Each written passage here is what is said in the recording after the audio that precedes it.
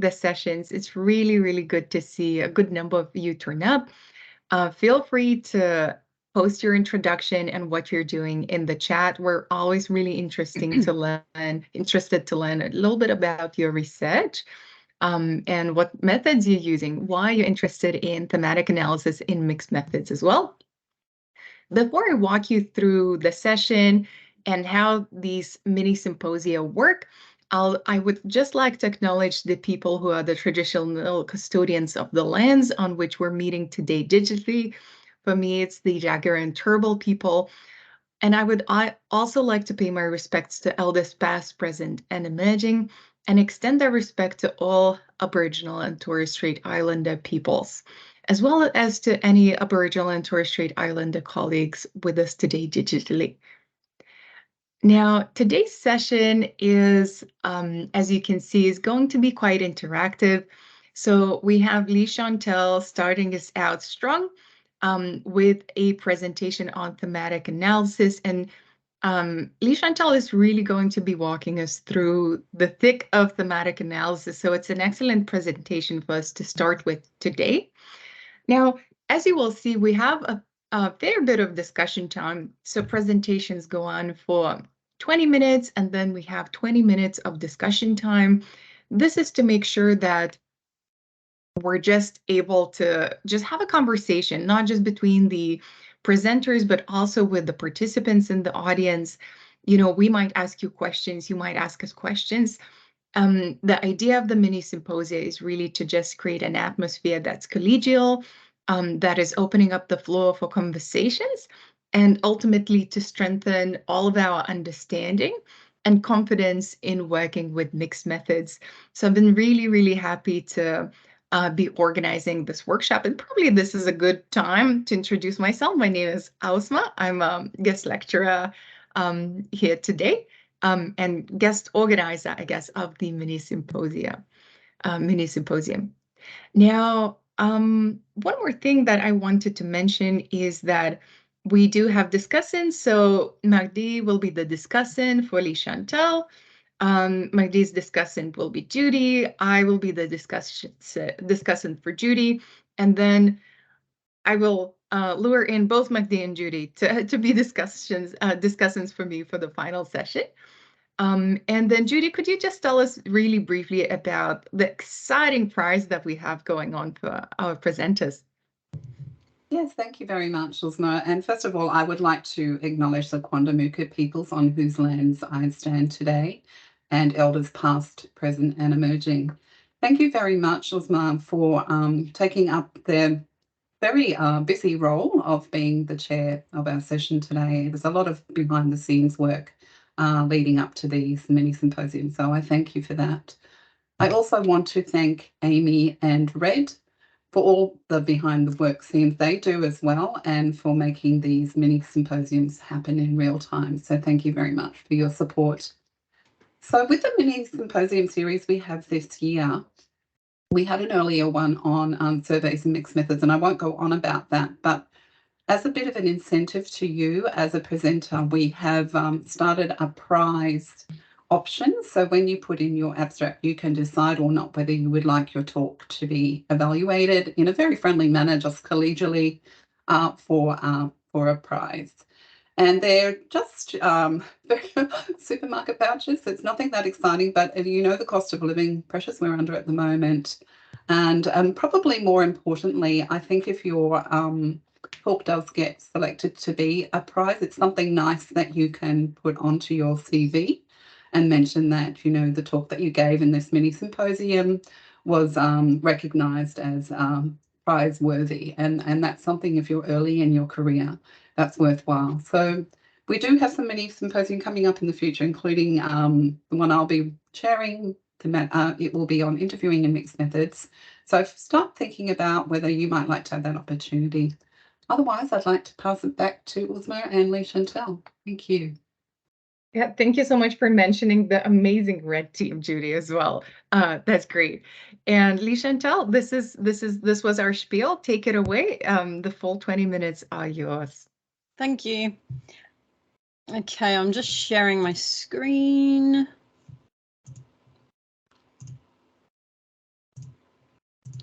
Can everyone see that? Yes, all good. Awesome. Okay, so thank you, Elsma and Judy. I really appreciate the effort that goes into organising these events. And I'd also like to give a shout out to my supervisors, Darren and Mutu. Today, I'm going to talk about thematic analysis and how I use this in regards to my PhD related to autonomous vehicles. Okay. My clicker's not working, that's helpful. Okay, so first I'd just like to acknowledge the traditional owners of the land, past, present, and future. Oh, there we go, it's working. Okay, and today what I'm going to do is just do a little bit of a background on my research, context, objectives, methods, why mixed methods is important, and I'm really going to do a deep dive on how I use the thematic analysis process. Going to cover a few challenges and rewards, and there'll be a heap of time for questions. So when people think about our future, a lot of people have in their head that technology will be doing a lot of things for us in the future, and we won't have to do as much. We'll have more time with our families and to have fun. And one of these things relates to driving. And a lot of people believe that in the future, we will not have to drive, that cars will drive themselves for us. And this is known as autonomous. And an autonomous vehicle is a vehicle where you do not have to make any driving decisions whatsoever. So it can also be known as like a driverless vehicle or a self-driving vehicle. And these vehicles need different aspects to be able to work. So they need to have smart infrastructure, smart charging stations, and they need to have a lot of data and sensors to be able to see other vehicles and pedestrians. And they need data to make better driving, routing, and connection decisions.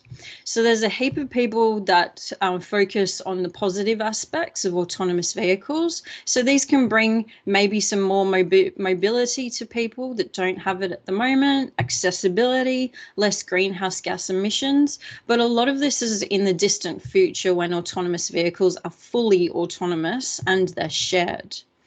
So some of the challenges that might arise include privacy aspects, data integrity and security, maybe less public transport options, and more car use, especially if we still have everyone owning a car. And my context here in regards to autonomous vehicles in Australia, a lot of the research has a discrepancy between the utopian solutions of autonomous vehicles, and this is where technology can save us all, and the dystopian consequences, and these are things that you might find in like science fiction novels or movies. And there's a heap of misrepresentation in regards to existing technology capabilities, like what they can actually do in the real world, and infrastructure requirements. And there's a lot of focus, there's a lack of focus on social aspects and how this will really impact a lot of different levels of society. There's a lot of ethical aspects, and a lot of that focuses on the trolley problem. So it's really important here to identify, explore, and confirm society and industry views. And, you know, if in fact we do get fully autonomous vehicles in the future, how do we make this more targeted and smoother? The theory I'm using is a socio-technical system, and this just combines social aspects, say a person, with a technical aspect, so say an autonomous vehicle. And when they link together properly, this could have joint optimization if it's done well. And then there's some other external influences that impact this system as well. And this could be something as simple as the government and what policies are in place to make something more easy to do or harder to do.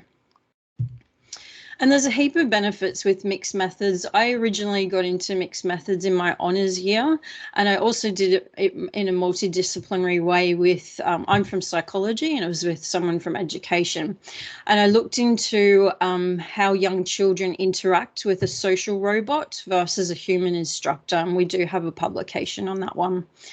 And it was really interesting for me. I really enjoyed mixed methods, and I wanted to do that in my PhD as well. Also doing multidisciplinary, this time psychology and ICT, and also using mixed methods as well. And I find that mixed methods is really important because you can get different perspectives and you can answer questions in a different way. And you're getting sort of like with multidisciplinary research, you're getting the good parts of each and you're combining them to, you know, the whole is bigger than the sum of parts type of idea. And there's a heap of integration purposes that are really good with mixed methods. So some of these are like complementary, development, expansion, and I'm using triangulation, where this is like comparing one finding from another, and you can even do that back on itself as well. This is what my studies look like. So my first study was focus group interviews, which I did last year. And the aim here was to identify and explore what society and industry views are regarding the rollout of autonomous vehicles. And I used thematic analysis to code those interviews. So this is a qualitative way of the research and the analysis. And from that qualitative aspect I got, so the themes that I've found in the thematic analysis, this is leading me to what I do in the second study, which is an online questionnaire. So here I'm testing the similarities and differences that were raised in the focus groups with a broader audience. My research question for the first study was, what are the views of a variety of Australians who believe themselves or the industry they work in may be impacted by the rollout of autonomous vehicles in Australia? This covered the perceived benefits and the potential challenges. And in my first study, I interviewed 82 people over 29 focus groups. Yes, that's quite a lot of qualitative analysis and data. And I used open-ended questions in regards to the research question. So an example of that would be, what do you think about autonomous vehicles in Australia? And these focus group interviews, they help generate unexpected themes and patterns beyond what other people have already found. A thematic analysis helped to provide deeper themes of meaning instead of some other ways of people doing analysis where, say, for example, you're just looking for keywords. There are 3 types of thematic analysis, which I won't go through, but if you don't know them, I suggest you have a look into that. I use codebook thematic analysis, and this, I think this has like the positive aspects of some of those other types, and it's a good combination of those, so it makes it a bit stronger. And this is really good because you can have a framework or a code book that helps you be able to do your coding, but you don't need an iterator or a consensus between someone else. And you can have deductive themes, so you can have early on sort of themes that you know are from previous research, but you also can combine this and redefine it with your own data that you're getting from the themes. And it has some reflexive value and some contextual knowledge as well. So I'm going to go through the Brown and Clark 6-phase process and what I did in regards to this. And I suggest if you're doing thematic analysis that you buy this book or you borrow it from the library, and you can also check out the website. So the first step is data familiarization and writing familiarization notes. And this happened when I was doing the focus group interviews. So this was, you know, paying attention to what people said, clarifying aspects, taking notes. And it continued with the transcription process, like the editing, the cleaning, the de-identifying, and checking the finalized transcripts against the original recordings. And I also sent my transcripts to each participant to get feedback and clarification as well. Step 2 is systematic data coding. And I did this via in a physical way. I typed out or I printed out all of my transcripts and I used a pencil to code. So here's just an example of a couple of pages. And what you're looking for here is you're not looking to code each line and maybe not even each paragraph, but you're trying to find what's the essence of what someone is saying, maybe within a paragraph. What's the context? Because you're looking for what the theme is, what they're talking about. So an example I'll draw your attention to here is the first yellow highlighted section. And those highlighted bits are the quotes that I like to use, that some of those I'll be using. And that first quote that's highlighted is in regards to non-ownership. You can also do this process using Word, but I do prefer the physical aspect of it. I'm getting away from the computer for one, which is always ideal. And it gives you more of like a bird's eye look at things instead of, say, for example, when you're looking at this, you're just on one page or just in one section. So that's an example of the first participant. And then those little codes that I was coming up with, I wrote them into like a little sketch pad and, you know, started writing them all down and finding out, do any of them link? Is there anything that keeps coming up all the time? That sort of stuff. So not going into too much, but maybe I'm underlining some things that could be a theme or could be a sub-theme. Step 3 is generating initial themes from coded and collated data. And this is where I had some ideas of themes based on previous research. And I just caution to not rely on this too much, because that's sort of something that I did at the beginning, which didn't help. So it's good to know what exists and what other people have done. But remember, your own research is trying to find new stuff. And here's some of the themes that I came up with. And I ended up having 7 themes initially. And one of them is that top one on the left-hand side called Reimagining Society. And then what I did was color code based on those themes into the printed out transcript. So for example, if you have a look at the number 1 that's yellow here, that relates to Reimagining Society, which was my first theme, and I coded it yellow. So I did that as well. So then when I'm going through the book and I'm like, oh, I need some quotes that relate to theme number 1, I can just look for all the colors for number 1. And then step 4 is developing and reviewing themes. So this is where I ended up having 8 themes overall, and 3 of them are major themes. And I just ended up having maybe starting to see some of the sub-themes. And I also started to plot these like in a mind map. So here's an example of Reimagining Society and some of the sub-themes and what goes under those. Another example is a theme called The People in Charge Are Putting the Brakes on Technology. And this was related to the government being unprepared. So, you know, one of the things that kept coming up, we need to future plan to future-proof. And that relates to a lot of legislation and laws that are needed. And then also on this mind map idea and this bird's eye view, we're using a sketch pad. How do some of these themes link? Do they link? Does one rely on something else? And just like a good sort of overview of that. And those first 4 steps I've just gone through, that makes up my methods write-up. And the next 2 I'm going to go through make up the results. So the 5th step is refining, defining, and naming themes. This is where you can get a bit creative.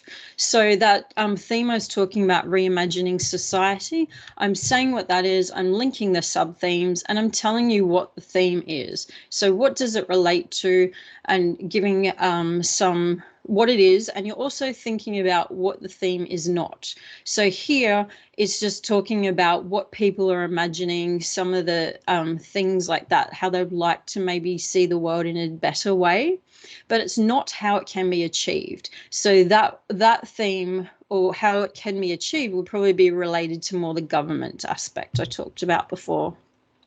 I'd just like to note here that originally I was really confused about a topic versus a theme. So that can be a bit hard to get head around originally.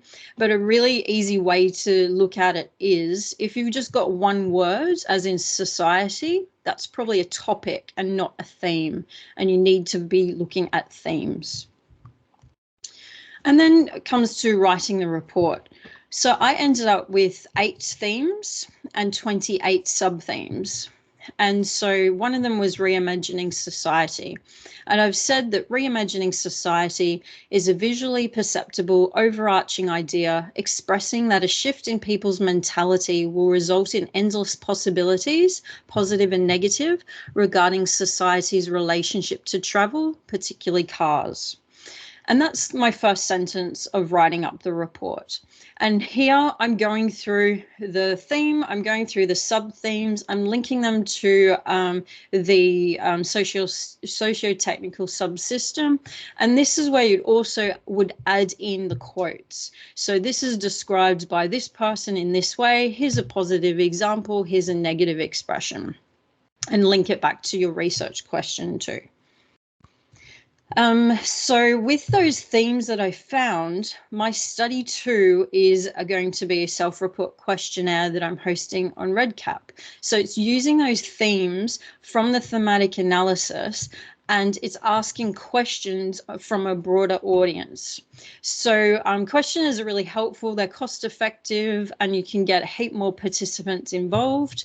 And I'd just like to give you an example of where you could go with this. So one of the sub-themes was non-ownership of cars. So a question that could come from that on a 7-point Likert scale: when you think about autonomous vehicles, do you believe that they will result in more shared vehicles, result in people not needing to own cars? I also wanted to talk about qualitative data analysis software. And you might know about NVivo, you might know about Leigh-Chantelle. And I got a bit caught up in this at the beginning because last year when I was doing my focus group interviews, I was ready for the next step, always ready for the next step. And I started coding in NVivo, and I started coding with themes from past research. So not my own themes, someone else's themes. And I started coding with that. I was getting a bit confusing and it was just getting a bit overwhelming. And I didn't really understand it until I read the Brown and Clark book. And I realized I was doing it in a totally wrong way. So I'm not saying NVivo and Leigh-Chantelle can't be helpful, but I definitely think that you need to work out why you would need to use those first. It's suitable to things that are structured, like especially if you're looking for words or line-by-line coding, or you've got someone else's data that you're having to deal with. But I don't think it's really suitable to get themes and context originally. It can help with organizing. So like, what do males versus females say about a topic? And it can be really good once you have your themes to do the coding. There's tree structures in NVivo, there's concept maps in Leigh-Chantelle. So like hierarchical organization could be helpful too. And if you're looking for frequencies, which I would say is more quantitative as well. So you can really get caught up in these steps instead of actually getting to understand your own data. And this process can distance you from your data if you do that, which is what I did originally. So what I would suggest here is to follow the thematic analysis process that I've described today, and then see if you actually need to use any of this software. So remember that the quality of qualitative data is related to immersion, creativity, thoughtfulness, and insight in thematic analysis. So we're not looking at consensus, accuracy, and reliability here.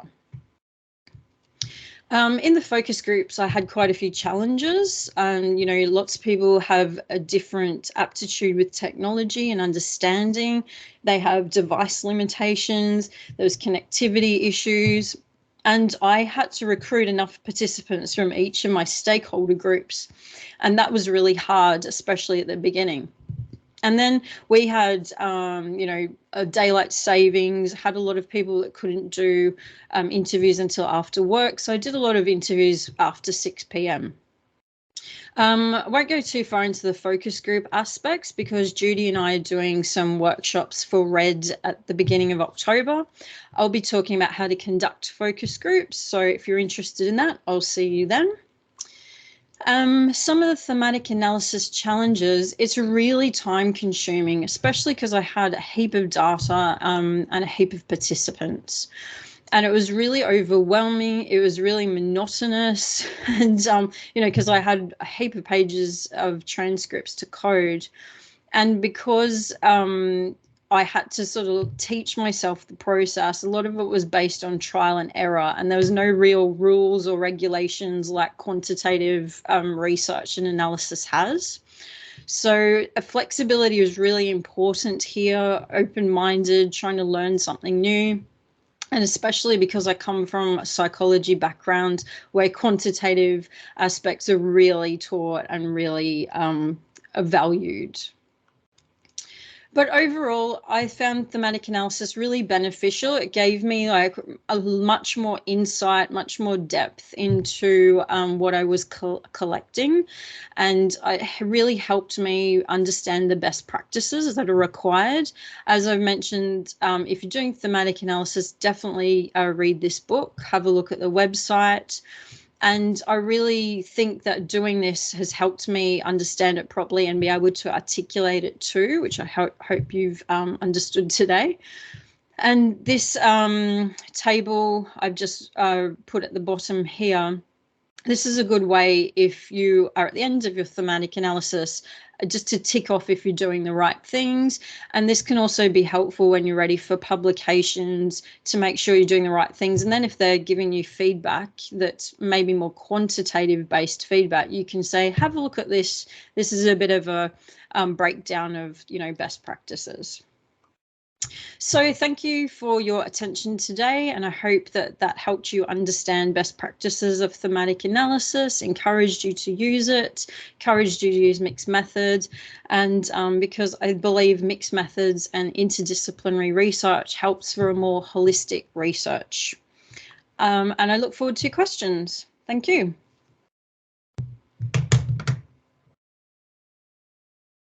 You're getting lots of virtual claps, and then I guess that Magdi will be taking over with the discussion questions. Magdi, feel free to turn your mic on and your camera on for the discussion.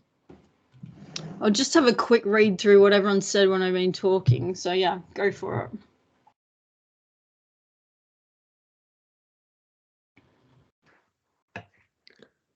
Hi, Chantal. Thank you very much. It was a really, really insightful presentation. Thank you.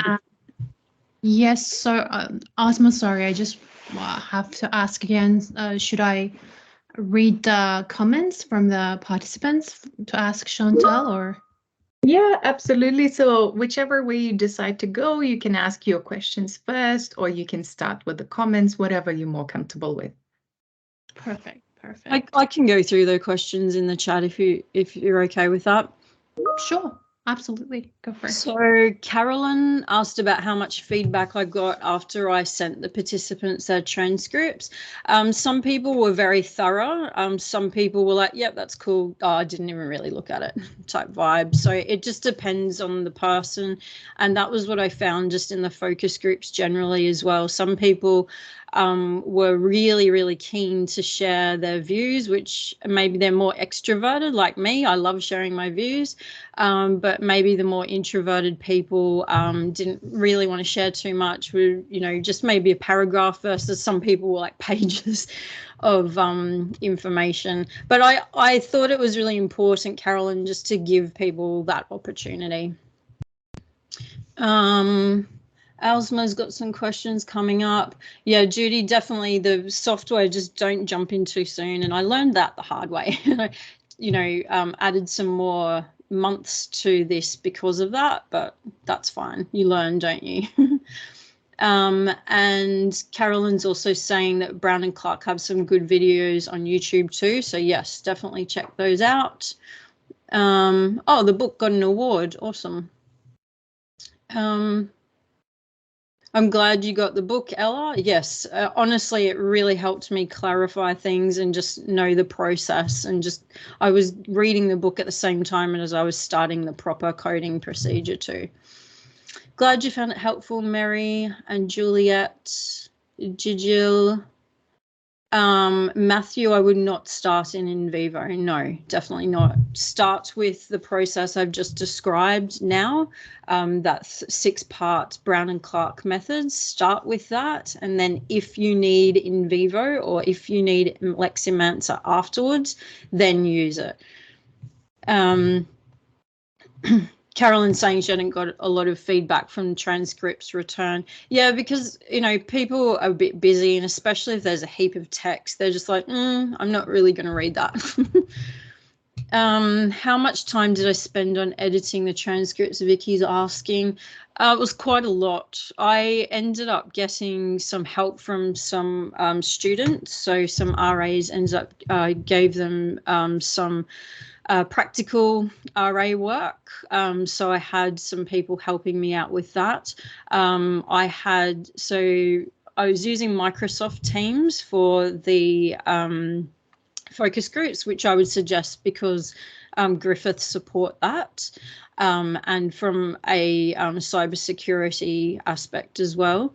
And so I use that, and they give, like, the AI can create transcripts from the text that happens. So obviously sometimes they make up their own words, but it was a really helpful, good start. So then that had to be edited, and then it had to be cleaned, de-identified, all that sort of stuff. So I did a few myself, and I think I had about 11 people helping me with that. And I also had a transcription company do a few as well. So it's really time consuming. All of it's time consuming. I'm not going to lie. It really was.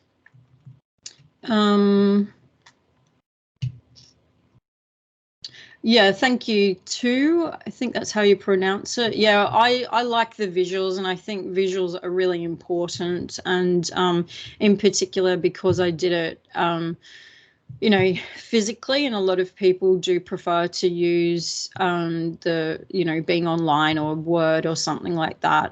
I just found it, that's just how my head prefers to work. And yeah, it was good. I liked doing it. Juliet, no, I didn't use in vivo to assist with the transcript. So I already had the transcripts edited before I started using in vivo. So yeah, I did it that way. Cool. Anything else?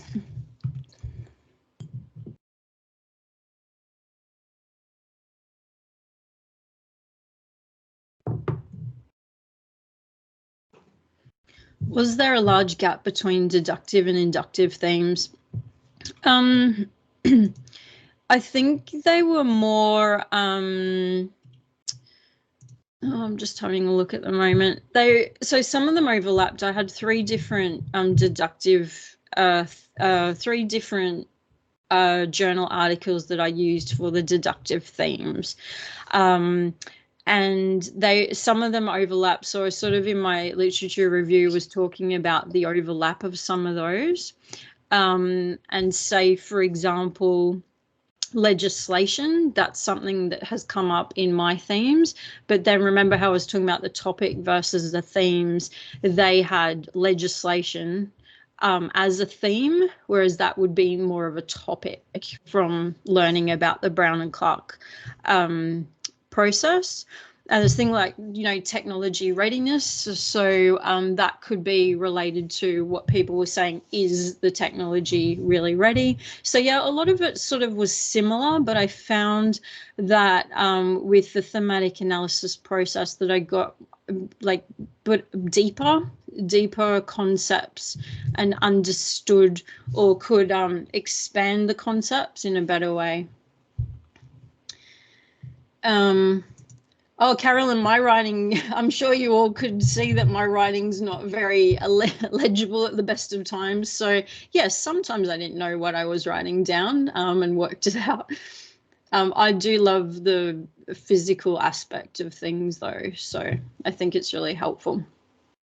And then also remember there's research on when you're studying and when you're listening to people that writing it on paper is better for retention than just typing it. So that probably might have helped also.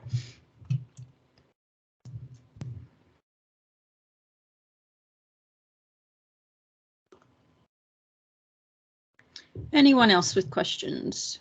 Alzma's got one. Alzma's got one. So really interesting presentation. Mikey, sorry to take over. I have this burning question about, my question relates to moving the thematic analysis into the quantitative analysis. So the next study of your research design. Have you already thought about this? And if you have, how would you go about doing it? Would you call it, let's say, an exploratory sequential design and do it that way? Or is there another way that you're adopting that approach there? Haven't necessarily thought about that terminology, but it does, if you break down the meaning of the words, that probably would maybe be what I'm doing. I've been sort of writing, I've been writing up what I found and some of the ideas that I liked, or just some questions I've noticed in other research. I have like a long list of some of the questions I want to use. Whether or not I'll use all of them or whether I need different ones, I'm not 100% set on that yet. But yeah, it's just making sure that the main things and the important things that I found in my thematic analysis are covered by the questions that are asked in the quantitative aspect. Does that answer that enough?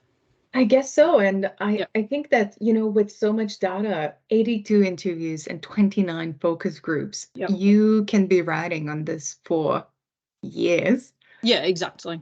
Yeah, how so much.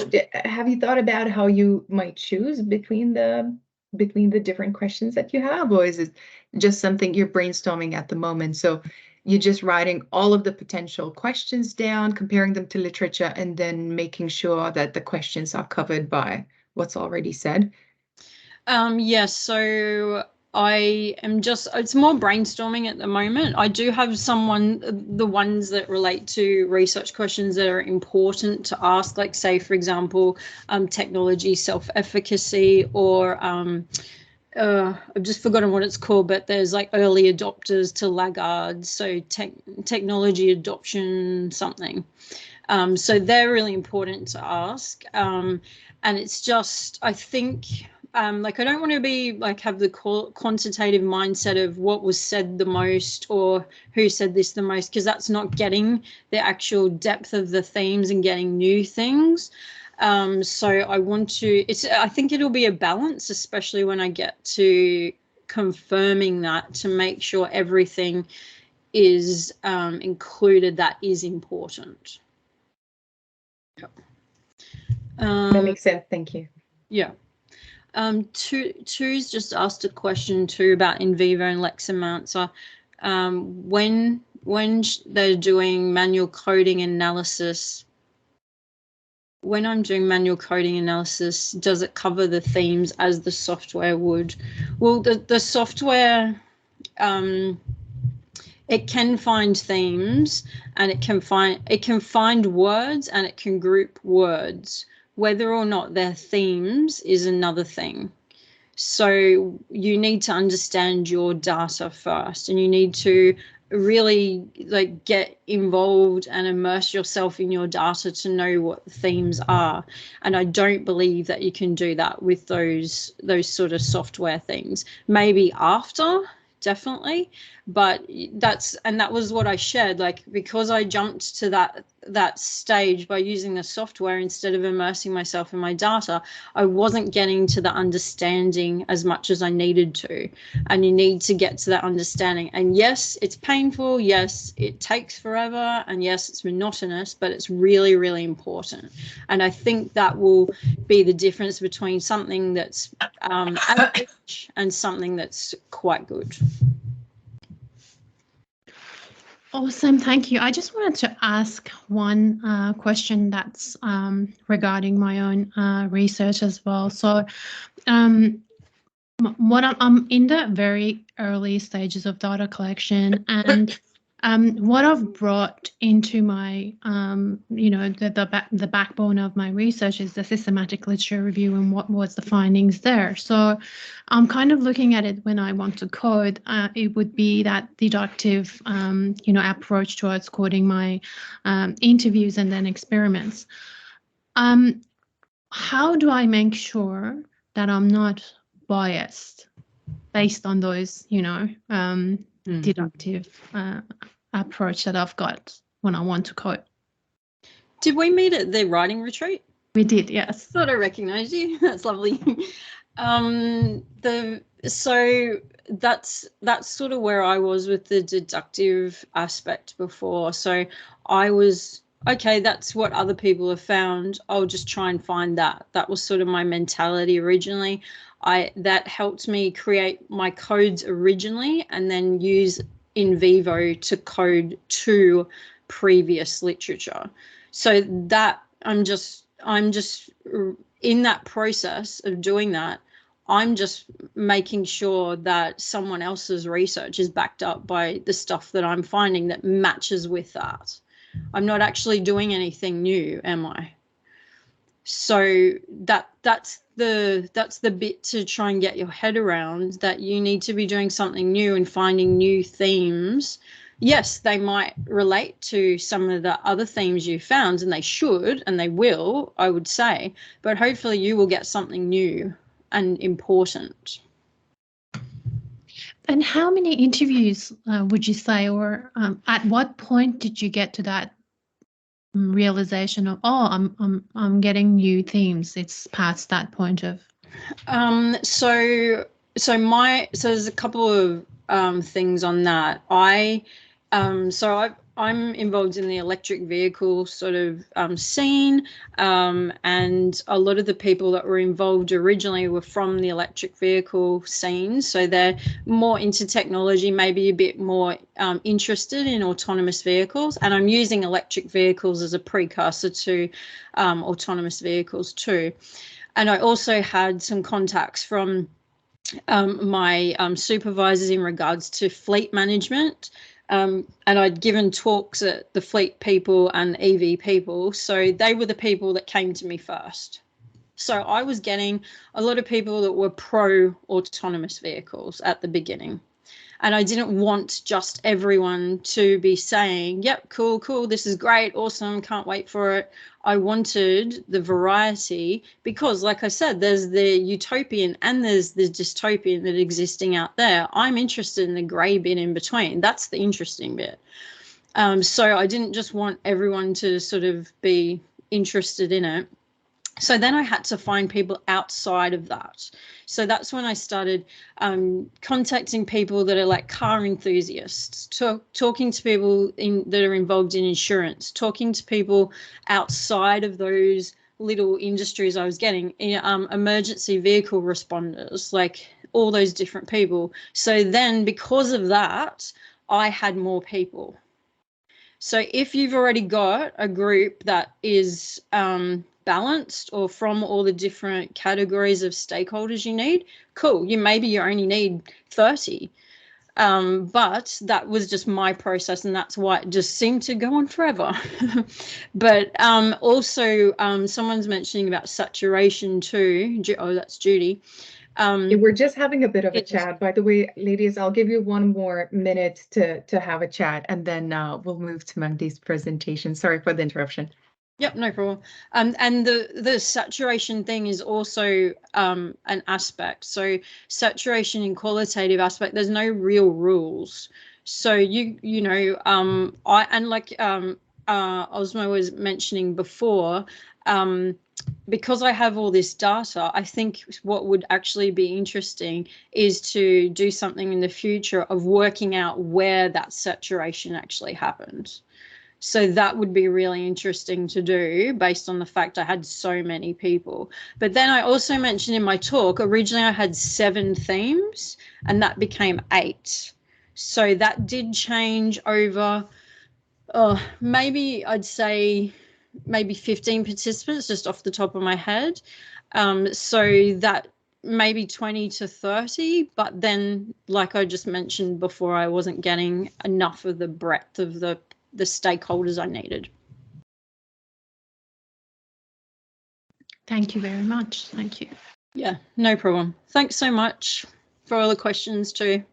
What's Judy said, having enough data is important, length and quality. And also, yeah, that's the thing, like you can have like the mass, like quantity versus quality. Like, am I actually just getting people that mention the word technology, or am I getting people that have a conversation about how technology is not at the place it needs to be that, you know, people are saying it is? Thank you so much. And Leigh-Chantelle, thank you for your time today and sharing, starting us off with such an in-depth presentation of TA. I think I didn't plan it like this, but it's, you know, it kind of Doug's got lined up in that, in that line that we're always trying to line them up in. But I think it was a great point of departure for us to have that in-depth look into the 6 phases of TA and have the hot discussions on TA that are happening right now. Yes. With folks saying, what is TA, what is it not? And then thank you so much for sharing the most recent book by Brown and Clark, in which they also clarify some of the processes that need to be followed for TA and some misunderstandings that exist around TA. So I think, folks, if you're doing TA, definitely follow Leigh-Chantelle's advice. Get your hands on that book, read through it. It's really important, really helpful. Yeah, thank you very much. And I'm sorry I can't stick around today for the rest of the presentations, but I'll just put my email in the chat. And if anyone has any other questions, feel free to reach out. Thank you so much again. Good luck with the Give it rest up of the with presentation. digital class. That was brilliant. Thanks, everyone. Have a good time with your friend, Leigh-Chantelle. Thank you.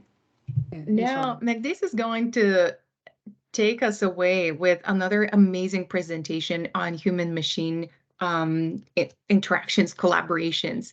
And I'll leave the floor to you, Magdice. 20 minutes on the clock again. Look, if we have to cut the presentation short, it's going to be mine. I'm really enjoying all the questions that are coming in. So yeah. Awesome. Thank you. Asma, can I share my, do I have the ability to share the? Yes, I believe you do, but just let me know if you have problems, but I can see that. Yeah, I'm able to see your desktop now, but not the presentation yet. Awesome. Okay, yeah, it's there. Thank you. Awesome, thank you. So thank you, everyone, and Leigh as well. It's really, really, I think it's stressful for me to follow up that great presentation as well, because my research is in the very beginning stages. But first of all, I just wanted to thank my supervisors, Dr. Luke Houghton, Dr. Carla Riverola, and Dr. Ali Intazari. And I acknowledge the traditional custodians of the land on which we're meeting and pay respect to the elders past and present, and extend that to Aboriginal and Torres Strait Islander people. To have a look at what are the constructs of my research, I'm looking at the organizational side of AI, and why is AI more important than the other technologies that we've encountered? It's because it can process the information, it can categorize, and we can use it to make decisions or choose between different options. And we also have evidence in in the literature that the leaders' choices in technology adoption contributes to the positive mentality of the employees, and also there's also evidence that found on the direct relationship between working time, autonomy, monotony, and stress after use of AI systems. Generally, leaders use technology for different reasons. It can be just to save time, to be renowned for, as leaders of advocates of work and life balance, or it can be for more capitalistic views of being productive or profitable. So in this research, some people say you add an adjective before leadership and it becomes a theory, but we want to look at leadership in an aspect of it's an interaction between one or two member of a group, and at any stage of time, any member can exhibit some leadership traits.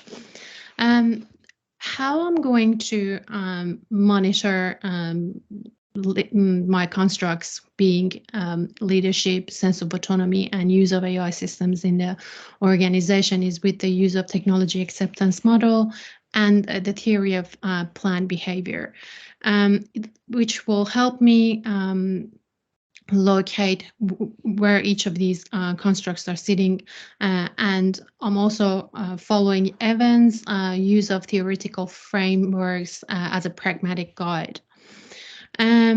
So leadership theory describes how and why certain individuals becomes leaders. For example, how a democratic leader adopts technology could be essentially very different to how an authoritative leader adopts technology, or what type of AI they use and how they use it. So it's very important for me to understand these differences, because there's a potential for both positive or catastrophic effects of on humans' analytical and critical thinking, the way they adopt AI systems in their daily professional choices or works.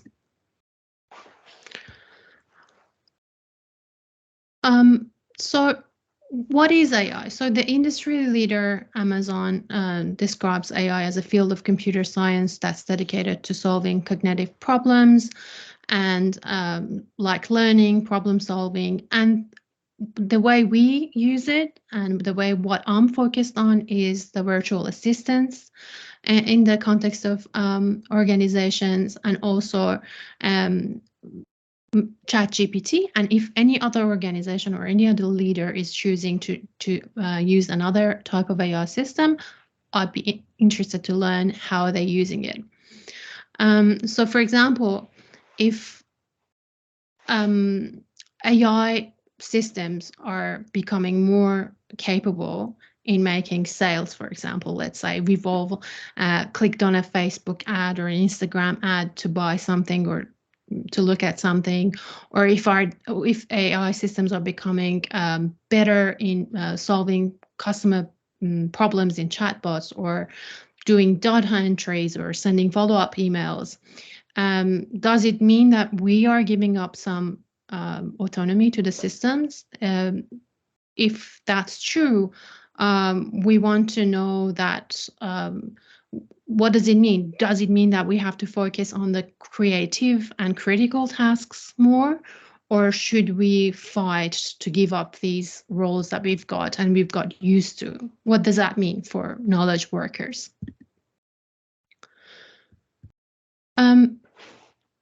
So we want to know, first of all, in the first research questions, what type of AI organizations are using and what do they do with it? So how do leaders use AI systems in their organization? And in the second research question, which it will be more examined in the experiments, is that what is this effect of reliance on AI systems on the sense of autonomy of the knowledge workers? In phase 1 of the interviews, I want to understand where it's being used. Is AI being used more in financial decisions? Are they using, for example, virtual assistants to drive sales? Is it just in HR decisions? Where is it being more used? And secondly, how does it affect the knowledge workers' sense of autonomy? Because as I mentioned before, it is very important to know if we think that our choices are not authentic anymore, what is that going to lead to? So the first thing I did was to start a systematic literature review to then use those findings and extend those findings to my interviews. With the inclusion of English peer-reviewed papers from 2017 to 2022, I applied to Ericsson's Peacock search strategy, which P stands for the population, I for the interest in this topic, C for the comparison between the cases, or for the outcome, the effect of use of AI systems on the user's autonomy, which is the knowledge workers. And C represents the context of, in this context of my research. And the exclusions were anything that did not meet this inclusion criteria, as we mentioned. What I found was 117 total articles, 13 of them were academic papers from ProQuest, and 88 of them were from Web of Science. The advanced search was performed using abstract search filter in ProQuest and title search filter in Web of Science. After removing the duplicates, 97 papers were undergone title and abstract review, which only resulted in 19 qualified records. And then I added 9 records through the reference and the snowball search as well. Here you can see a breakdown analysis of the methods included in records, and also the dominant countries that conducted the research. As you can see, it's 11 out of 28 in USA, 3 in UK, 2 each in Australia, Germany, and Thailand, and China, Denmark, India, Indonesia, Lithuania, Malaysia, and Taiwan, and Netherlands all each conducted one study in this region.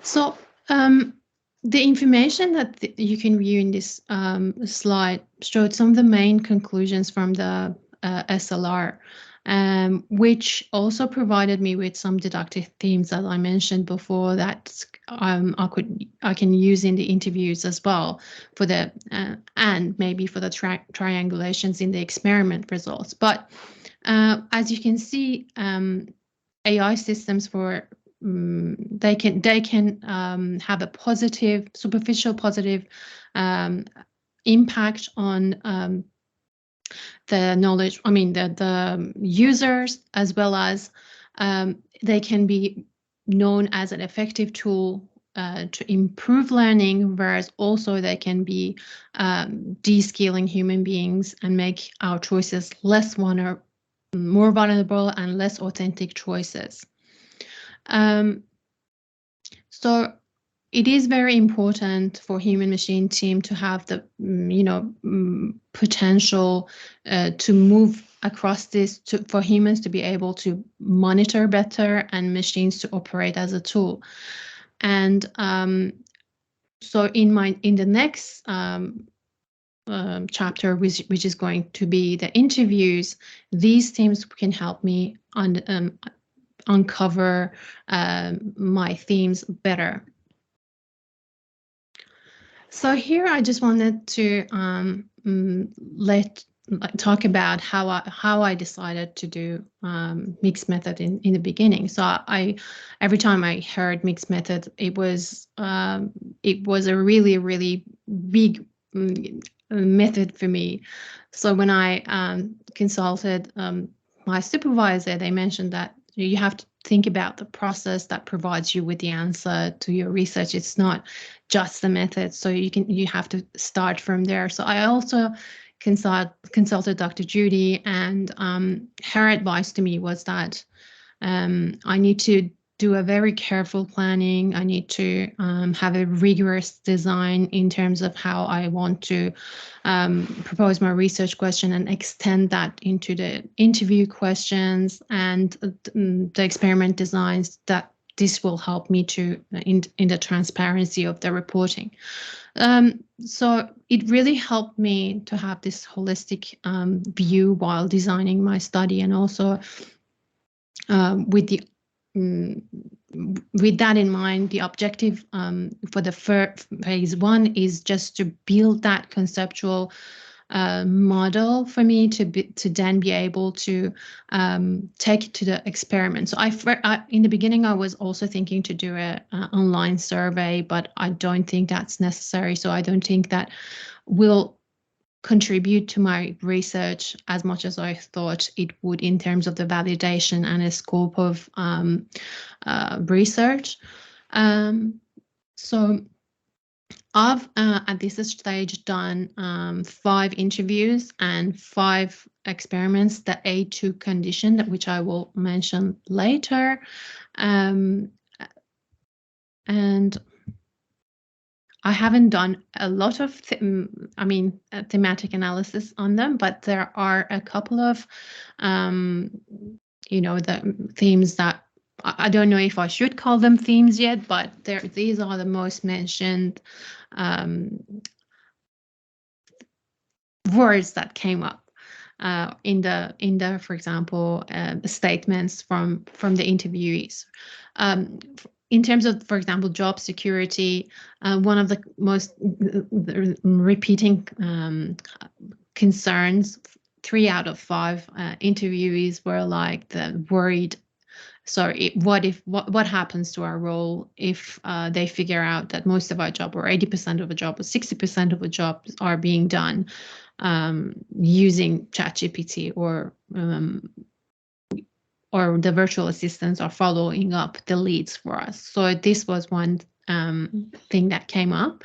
And 2 of the interviewees were saying, we're using ChatGPT to do more codes for us, and would that mean that we will lose that analytical and the logic in our brain if we keep using it, which is also very important, and that comes to de-skilling and the critical thinking.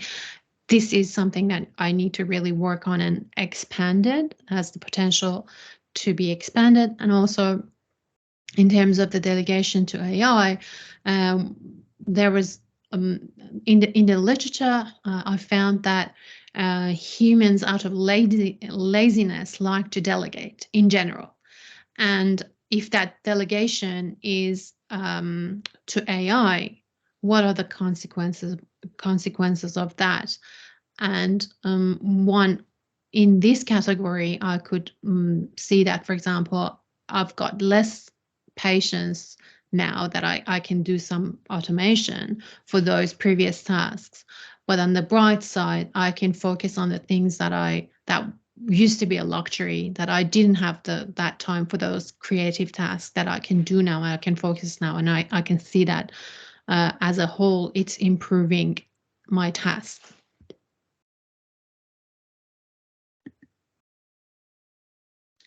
So when I mentioned that A2 condition of the experiment, so this phase is more about examining the pre-register hypothesis that if I want to know use of AI system does not affect the autonomy, or use of AI system does affect autonomy.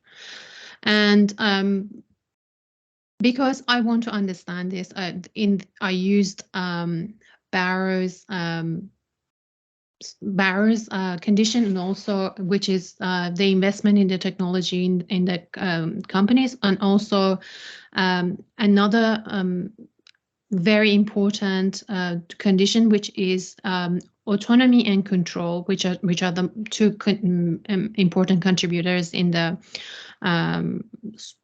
political organizational sciences. So the task planner has more control. The digital clone condition has less control, because in the task planner, that participant can plan their day as they usually do. In the digital clone, they watch a video and they'll be told this is all the information that is recorded, for example, in your CRM, and it continues with the use of NLP. This digital clone or virtual assistant is reading those information to you, and you can access that throughout the day as well. And then how would that feel different versus the usual way? And the B1 and B2, I asked the participants to imagine those conditions. So this will give me that depth that I need to then compare the conditions and bring it all together, hopefully triangulate all of that under one umbrella. So these early findings are mainly from the systematic literature review, because as I mentioned before, I haven't deep dived into coding. Hopefully I'll finish the pilots soon, and then I can do some coding and just to proceed from there. But at this stage, we can these findings that responsible AI requires regulation, and humans need to be more monitoring and operating less.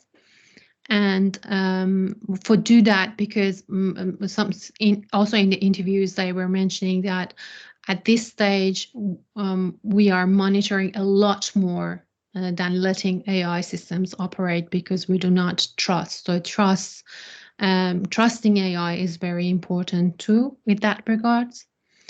And improvement in learning in some areas and de-skilling in other areas are very important to exactly clarify the areas, because in the literature what I found was that there's a little bit of vagueness around exactly what are the contributors. Also with the job market transition, there are new jobs that never existed before. For example, the AI whisperer that never existed before, but there are roles like, for example, in America, in radiology, they found that there less and less there are students that want to study in this field because AI systems are taking over. And in terms of job security, we have to be aware of how technology is changing our roles, and we also have to actively, I think, discuss that with each other and with our managers, supervisors, and to understand how it's changing, so that we can just monitor it better. The tendency to delegate is what I also mentioned. It could be really problematic if we do that blindly and we don't understand that what are we delegating, and without understanding the consequences. And what we are lacking at this stage is that algorithms need to be complied with ethics locally in every country, because data is not only data; it contains the cultural aspects of every country and every region, which needs to be. That's why it needs to be regulated locally as well, and to understand exact, positive or negative impacts on the autonomy of knowledge workers is another important aspect that need to be focused on. Thank you.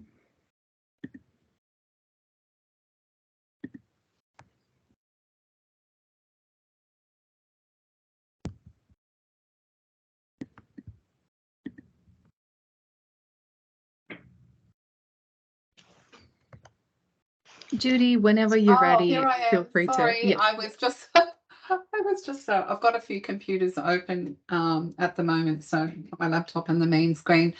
Could everybody show their appreciation for Martis and her talk today? I think she did a really fantastic job and such a great follow-up to the previous speaker. And it just warms the cockles of my heart to see PhD candidates, from right at the beginning. I know you've just passed your confirmation, Martis, to a little bit further on. I know Leigh-Chantelle's in her last year, but just, the braveness of you coming up and sharing your work. I know it's not easy, so well done.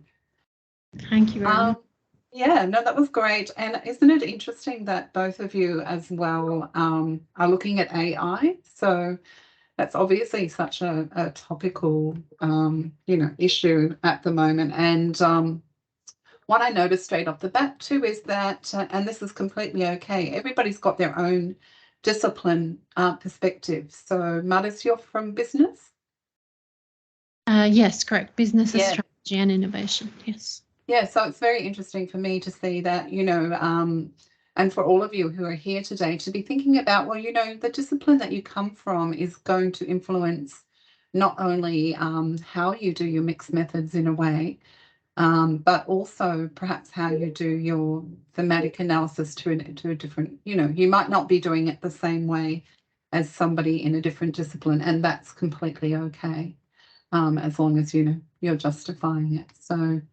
So great job. I'm just checking the chat. I'm not sure. Please feel free, everybody, to just put some questions in chat. I just had one towards the end. It looked to me like, themes are definitely starting to emerge from what you've done so far, like job security and delegation to AI. I was interested in de-skilling and wondering how you define it and how that might be the same or different to some of the people you've interviewed and how they're defining it. Yes, for example, the coders were saying that because they've got to monitor it still, but they try it a couple of times to see which time they can get a correct or a closer one that's the correct code for that. And how it's different to previously is that previously they had to go to hubs and write a question, and other people, enthusiastic people, would respond to them, and those response would kind of sometimes be collected or picked by Google. And the difference of ChatGPT is that it's got the engine behind it, so as soon as you put it provides you with an answer, but you still have to monitor that. And they were thinking, would you think, we don't know that if continuing to do this, it will we will lose that logic behind coding. And so that was the de-skilling side of it for them.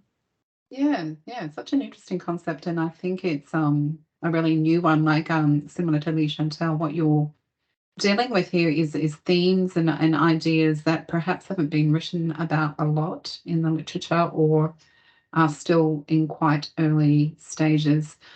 Also, Usma's just got a question here in the chat, and audience, please feel free to add your own as well, because we do have the 20 minutes for the Q&A. Usma asks, how did you convert the findings of the systematic review into your interview questions? So that's a really great question. Thanks, Usma.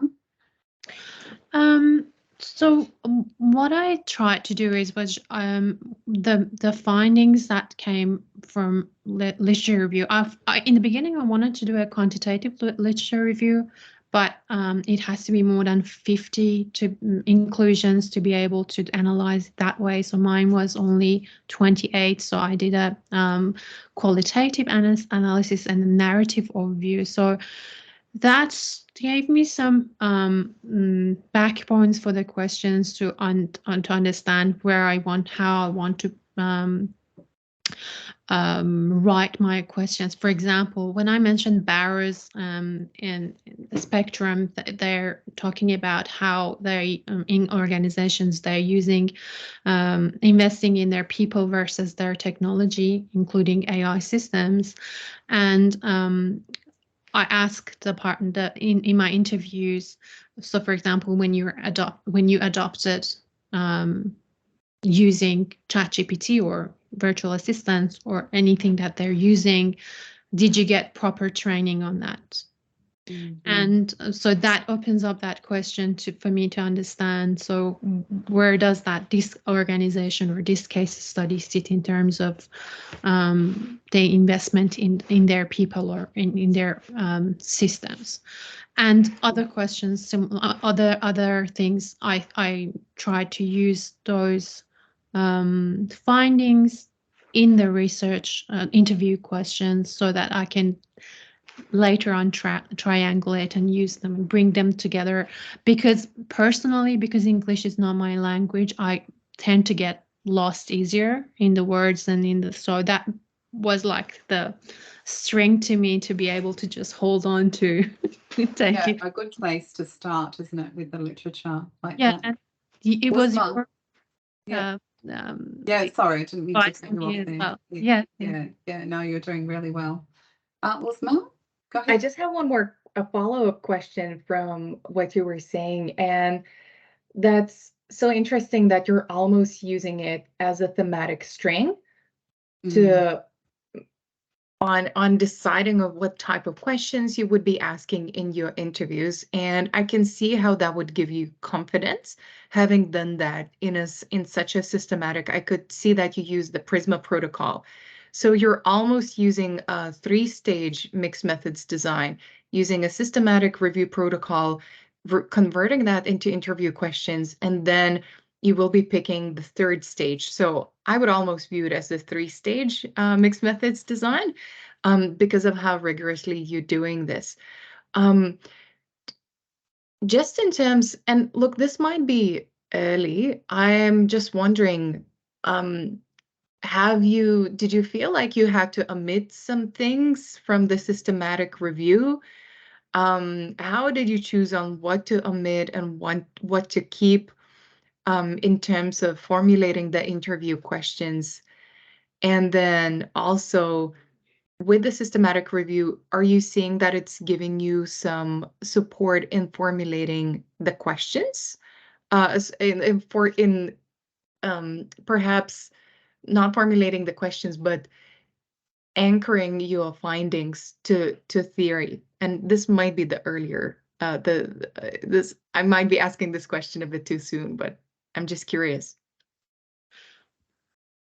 I think I just relied on what's the most common structured or findings that I'm seeing in the systematic literature review, because it's very it's been done in the most recent years. I thought just relying on that would bring along a good structure for me to start with. But at the same time, that's why I ask Leigh-Chantelle as well. It's kind of difficult to know at the end of the day if you're 100% biased or not towards some themes rather than the other ones. But I think these were the most common ones that I thought they're coming up very predominantly. I mean, I could see the dominance of it, so that's why I lean towards those. And yes, I think the 3rd question, I can't really answer that one because I haven't done the thematic analysis in my interviews to see how I can just connect them. But I'm hoping that it will really help me to triangulate and connect the dots later on. Fantastic. Thank you so much for sharing that. And as somebody whose first language is not English, I totally understand the difficulty of just, wanting to have that 100% certainty almost.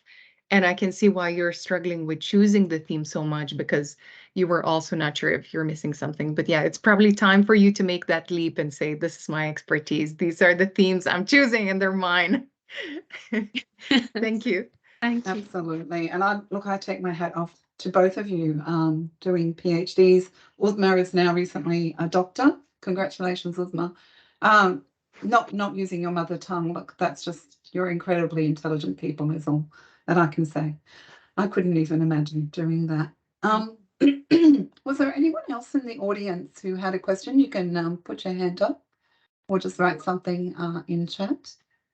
That's so true. Kim's just mentioned, I don't think we ever feel 100% confident, but I do think you just have to kind of go with your gut at the end of the day. So when you immerse yourself in the data, once you do the interviews and you really kind of do get a feel, it's almost a physical experience.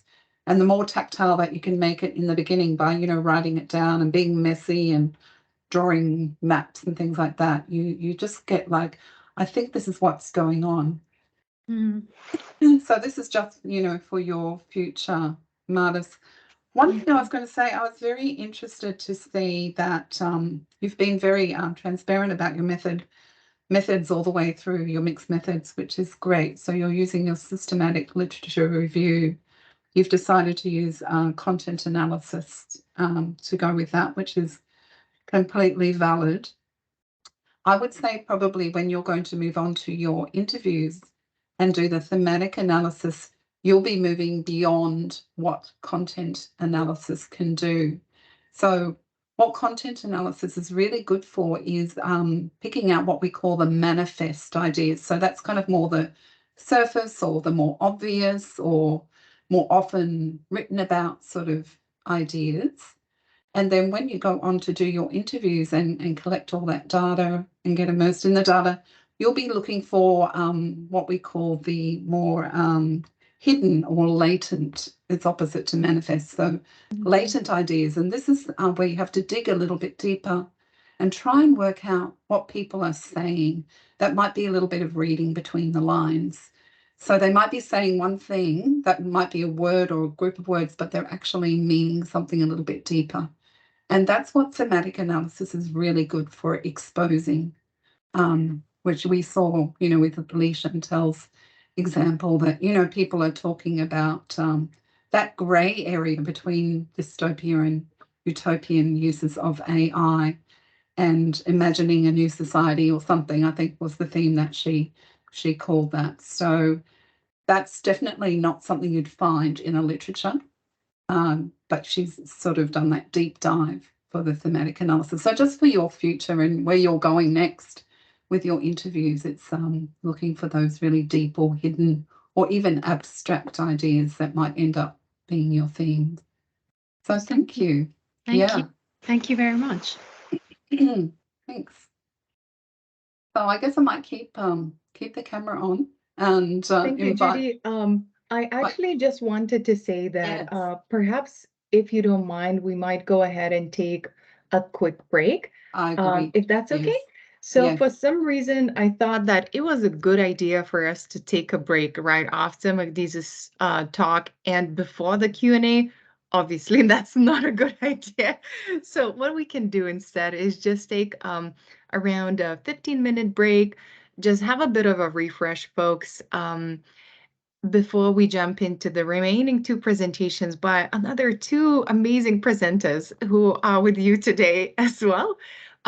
So just 15-minute break, and we'll start back on track in terms of time at 11:40. Make sure you have something to drink, something to eat, have a bit of a refresher for your mind before you rejoin us at 11:40. Great. Thanks, Uzma. See you then. Thank you.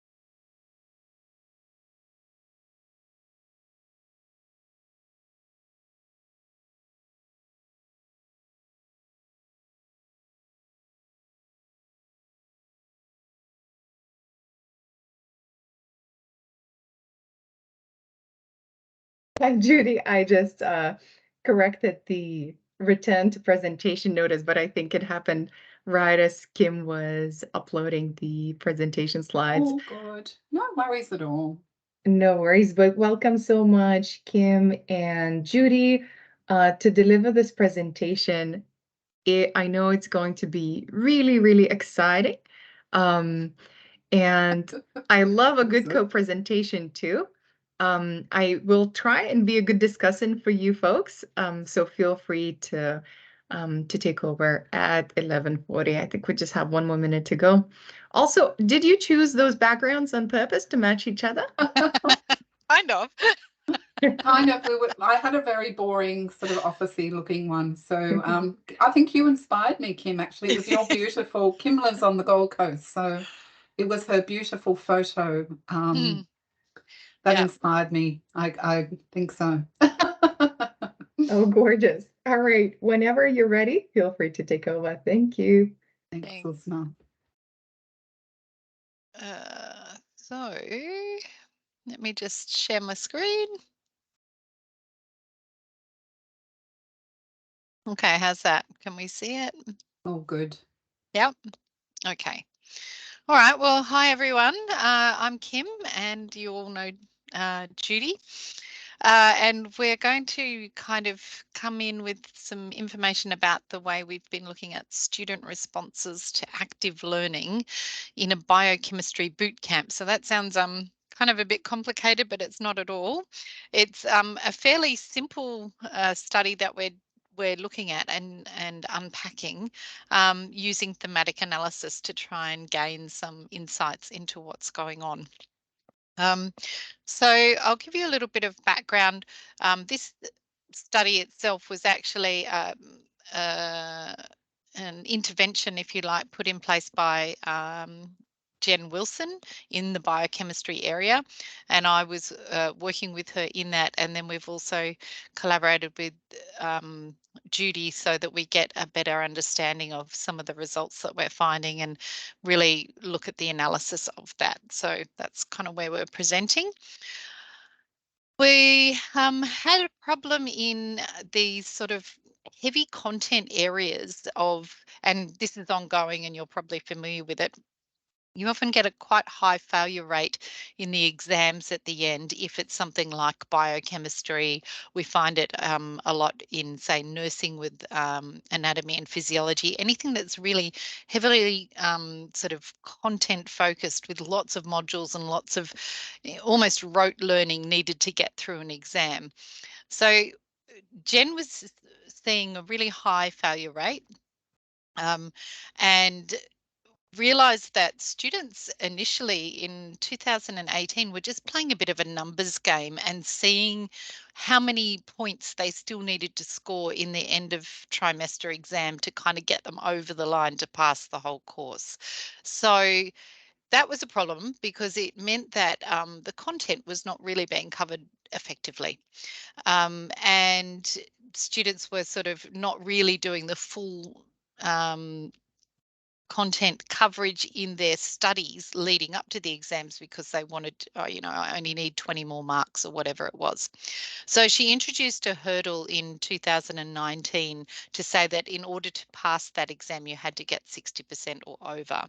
And in order to then sit a supplementary exam, you had to get over 40%. So someone who got, say, 10 marks out of 120 wasn't then eligible for a sup. So that was really interesting because it immediately changed how many people were failing because she was very transparent about that.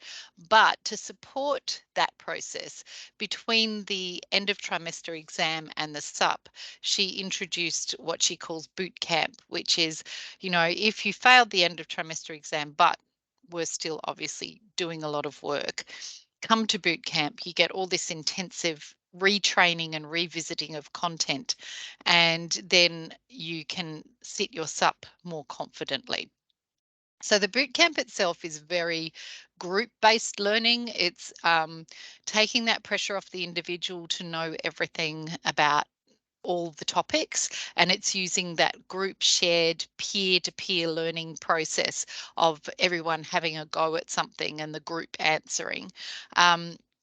really hands-on. So lots of buzzers, lots of plasticine, lots of really physical, interactive kind of active learning activities in quite an intense couple of days, but lots of fun. So I used to go in and do one of the activities where, you know, people are in two lines and the person at the front's got a fly swat, and you write a bunch of things on the whiteboard, and you know, you call out like a tricky problem and the answer's on the board somewhere, and the first person to find the answer and swat it gets a point for their team, that kind of stuff. So students are talking to each other, trying to figure out, oh, what's the answer, why is this, why is that, without even realizing they're actually kind of repeating a lot of the content that they've been learning during the trimester and revisiting that.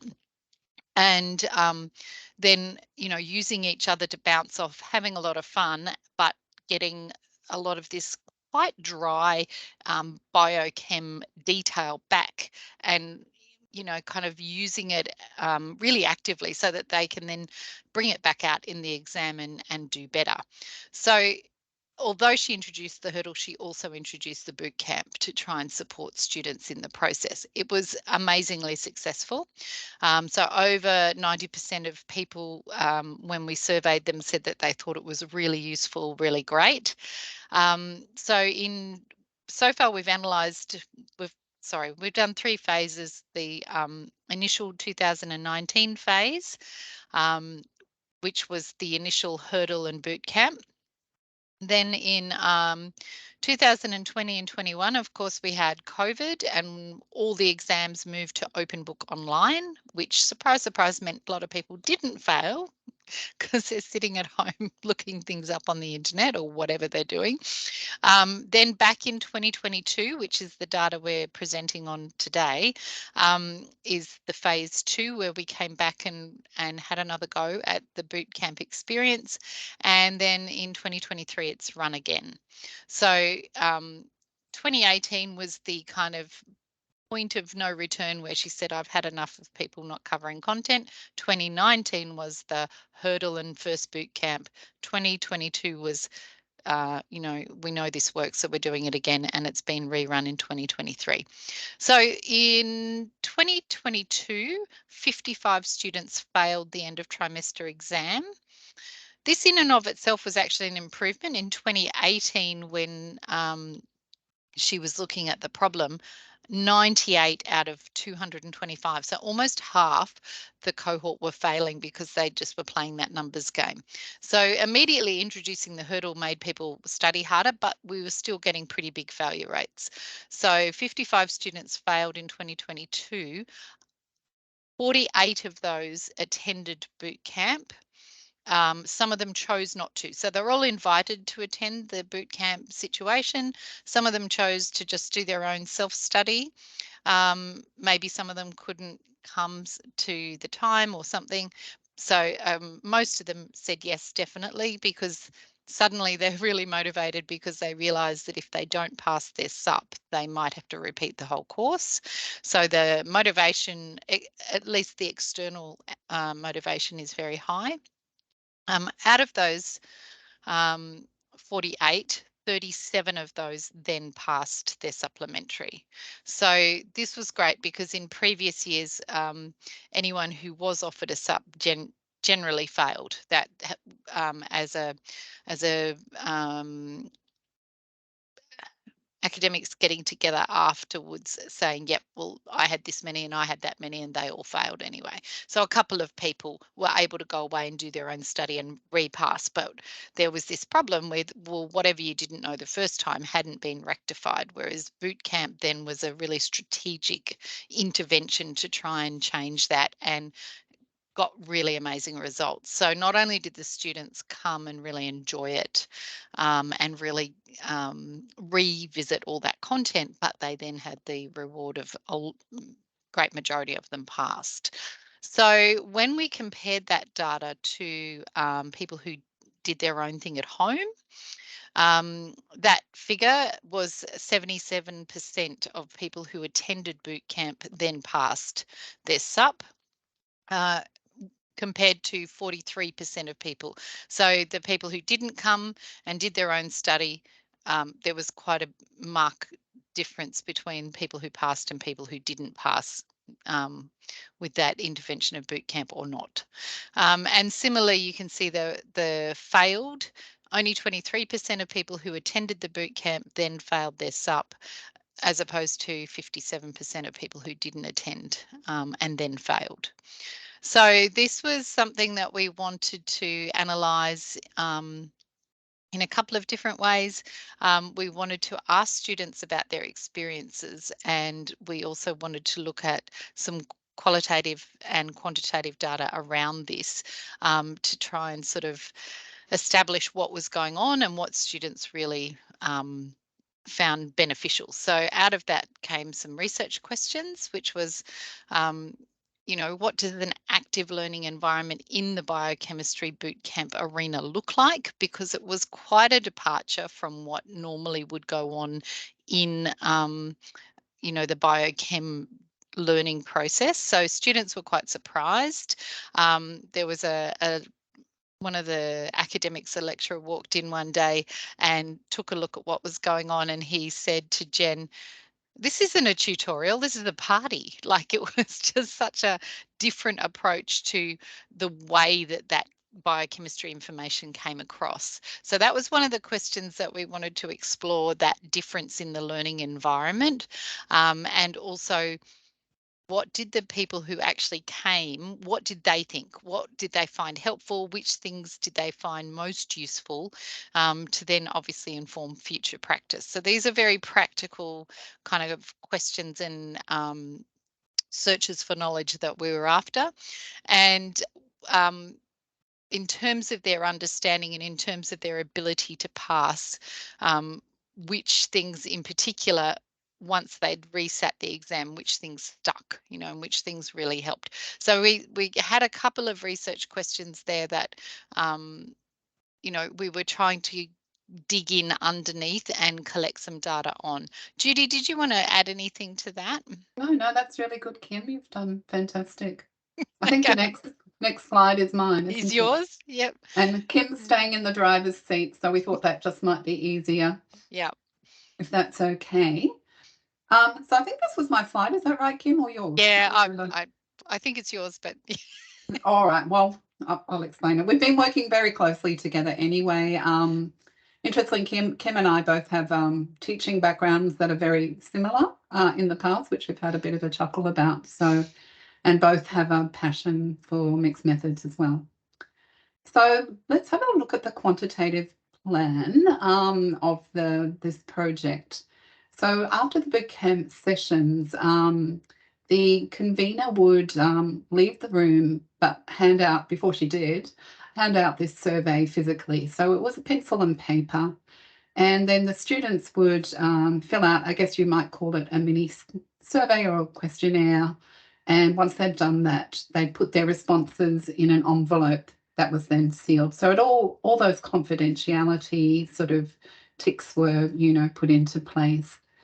And the survey question from the pencil and paper was basically given with 5 responses, 5 Likert scale responses. And just an example of one of the questions was, how effective has this bootcamp been in helping you to prepare for the supplementary exam? So they were given those 5 choices there. You might note that we've deliberately decided to take out the middle category, neutral, which can be a little bit tricky in analysis. And we really wanted to measure effectiveness. So we didn't really want to know about neutrality. It didn't make any sense in this context. You know, we were happy for students to say not effective at all through to, you know, somewhere in between. So the other things that we're planning to quantify and have started collecting data on, including Jen, who is the convener of the biochemistry course, is what the grades of students are before and after the bootcamp intervention. So we will collect that data. We'll also collect data on the attendance rates. So, you know, how many students attended the sessions, how often did they attend, did they come to, you know, more than one bootcamp session? We'll collect that data. And we'll also collect attendee pass rates. and non-attendee pass rate, which Kim showed you earlier. Yeah, we started to graph that up already. So next slide, I think. Thanks, Kim. Did we say that this was completely anonymous? Yes. Yeah. Yeah, Up the top. Yeah. Okay, good. No, that's good. A little bit like you know, when back in your undergraduate days you would have done courses, and at the end of the semester you fill out, you know, those forms. So similar procedures to that. So that was all taken care of. So so because it was a survey or a mini questionnaire that had a mix of those close-ended questions and open-ended questions, and we have data on quite a few students, so over different years, the 2018 through to 2022, and we're also collecting 2023. So we do have that sort of enough data that I was talking about earlier. Important to have enough data to be able to conduct thematic analysis. And the way that I've always thought about thematic analysis and teach a separate workshop on it is that in a way it's drawing together data that in the beginning or at first might appear to be a bit disparate. So if you look at that sky with all the stars before the shapes are turned into astrological signs, they just look like, you know, dots in the sky. So in a way, our data's like that when we first look at it. It's just a whole lot of words. And it takes time, and we can do that with thematic analysis to draw together some patterns in the data, some clusters. Where is the data talking about particular ideas? So we use thematic analysis to analyse, and we're still doing that. We're still in probably middle phase, would you say? Yeah, we're not finished yet, but to analyse the open-end response data from the bootcamp evaluation surveys. And we also had to think about, you know, how are we going to justify using this approach? Because you always have to think about, well, how am I going to write up my methods section, whether it's going to be for a journal article or it might be for your thesis. So we've thought about that already, about how we might justify using thematic analysis as part of our mixed methods study. So we've just had a go at that, saying that this mixed methods study is using thematic analysis to gain a detailed understanding of the effectiveness of active learning approaches for health students who attend biochemistry boot camps. And that's really important too in what you're doing. I don't want to go into teacher mode too much, but that when you're writing up your own study, that you justify why you're using thematic analysis for the particular data that you have collected. Thanks, Kim. Next and I think slide. that gives us that slightly deeper kind of understanding. So, you know, obviously that immersion in the data itself is that first really important step. And like we were just talking about in the chat before, you know, swimming around in it, really kind of saturating yourself in it was a really key stage. And then obviously some sort of thematic coding, and we're looking at sort of Strauss and Corbin as well as the Braun and Clark ideas. But really we've got these three coding phases that we're approaching it with. Do you want to talk more about that? Or, sure. Yeah, thanks, Kim. Yes, and I think that first stage is so important, and that might take, you know, that might be ongoing in some regards with thematic analysis, but it would certainly take, you know, more than a day. So you want to be thinking about even just a month or so. If you have any longer than that, great, to immerse yourself in your data, because it's just going to look like those dots in the sky in the beginning. So it's only by looking at it again and again and again, like Leigh-Chantelle did a nice example of how she started to, you know, see ideas cluster together. That does take time. So the three stages, so Braun and Clark, Strauss and Corbin probably predate Braun and Clark a little bit, but they have similar ideas. Braun and Clark have extended their stages into about 6, I think, but there is some overlap. So in our first stage, we did open coding, which is generating those initial codes to identify the broad themes. And I might say in the initial stage, this is Jen's work. This is Kim's work primarily. I have yet to do it as the other coder. So we're both going to be following this protocol. The second stage, Braun and Clark, Strauss and Corbin call axial coding, which is where your broad themes are refined into dominant and subordinate themes. So your main themes and the sub-themes is another way of thinking about that. The third stage is what they call selective coding. So this is where you look at your data again, and you're now refining the code. So when we looked at Mardis's example beforehand, where she had one word, and that might be expanded into a few words or a slightly bigger idea. So you're going back, and we'll be doing the same, revisiting the themes that we've come up with, refining them, maybe adding to them, maybe checking again with the theory, and maybe perhaps changing them in the light of that. So that's the stages. Thanks, Kim. And just a word on that. What's really important with thematic analysis, and if you haven't thought about this already, and Braun and Clark do make this clear in their readings, that it is thematic analysis is not theoretical. So you do need to be thinking about theory, an underlying theory or overarching theoretical framework to support the thematic analysis approach. So the one that we've selected for this project is actually a theory from psychology, self-determination theory. And it looks at, it's helping us to frame the student interactions in the boot camps and with the active learning activities to explore, firstly, how this active learning builds students' biochemistry knowledge and motivation to learn. So that idea of motivation is very key to self-determination theory. And also, secondly, how it develops social emotional learning aspects. And the theory is particularly interested in how students respond to an environment where they feel they are cared about, and also that they feel a sense of belonging, which is what we've observed with the boot camps.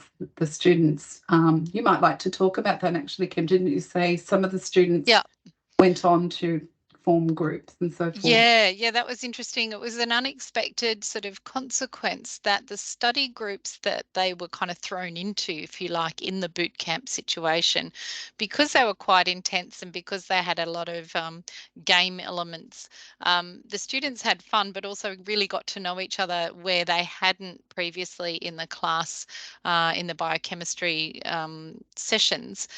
Partly because they're probably sitting in theory lectures, but also doing complicated lab experiments and things like that. So this sort of environment really encouraged that social connection. And they ended up, after boot camp, getting together on a regular basis and continuing those groups.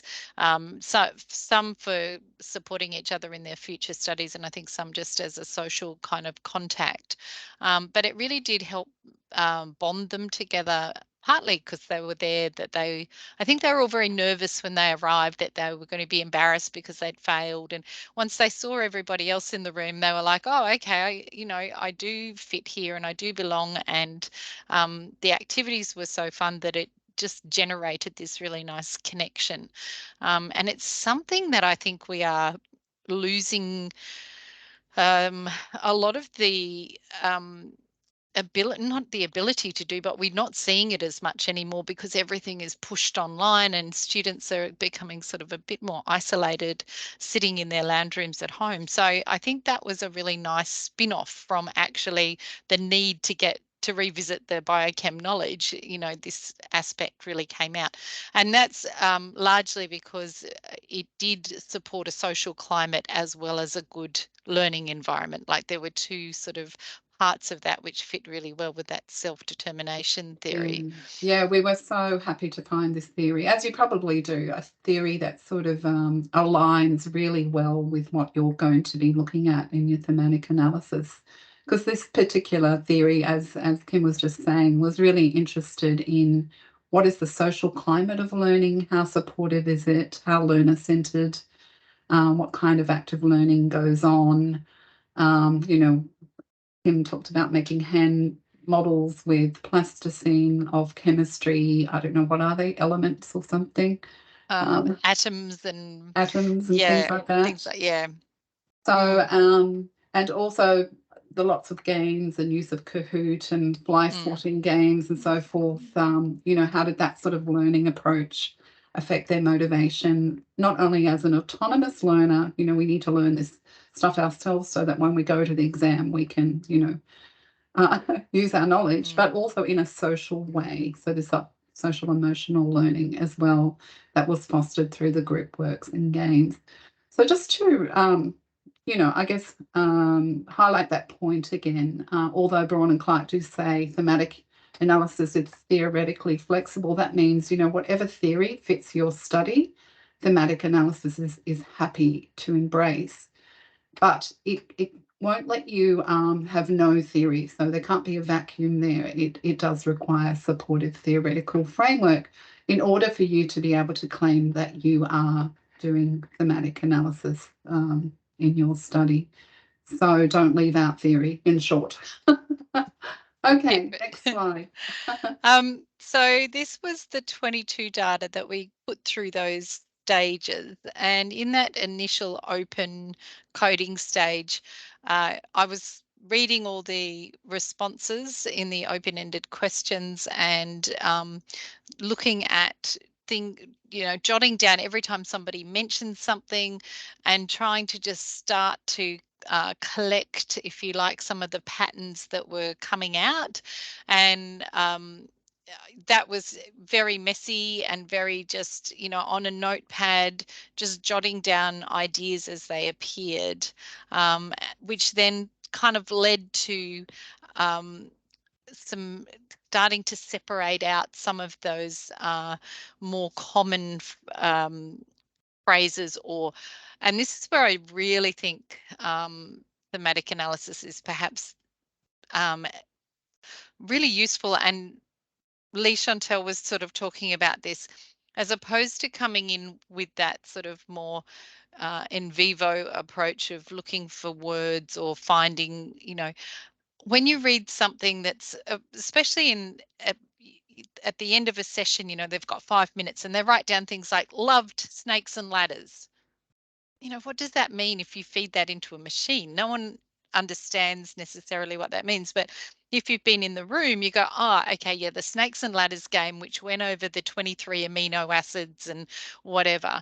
And it helps you put context around the comment that came in. And I do think that understanding how those comments relate to the reality of what was going on in the room is something that perhaps only humans can really do. And although that, you know, we therefore are vulnerable to being subjective about our interpretation of that, if you got a machine output thing that said snakes and ladders was mentioned twice, well, what does that tell you? What they're talking about here is the actual interactive game aspect of one of the activities, and a lot of the activities Can I just say there too, Kim, what you're doing is what I was talking about a little bit earlier at the end of Mardis's talk.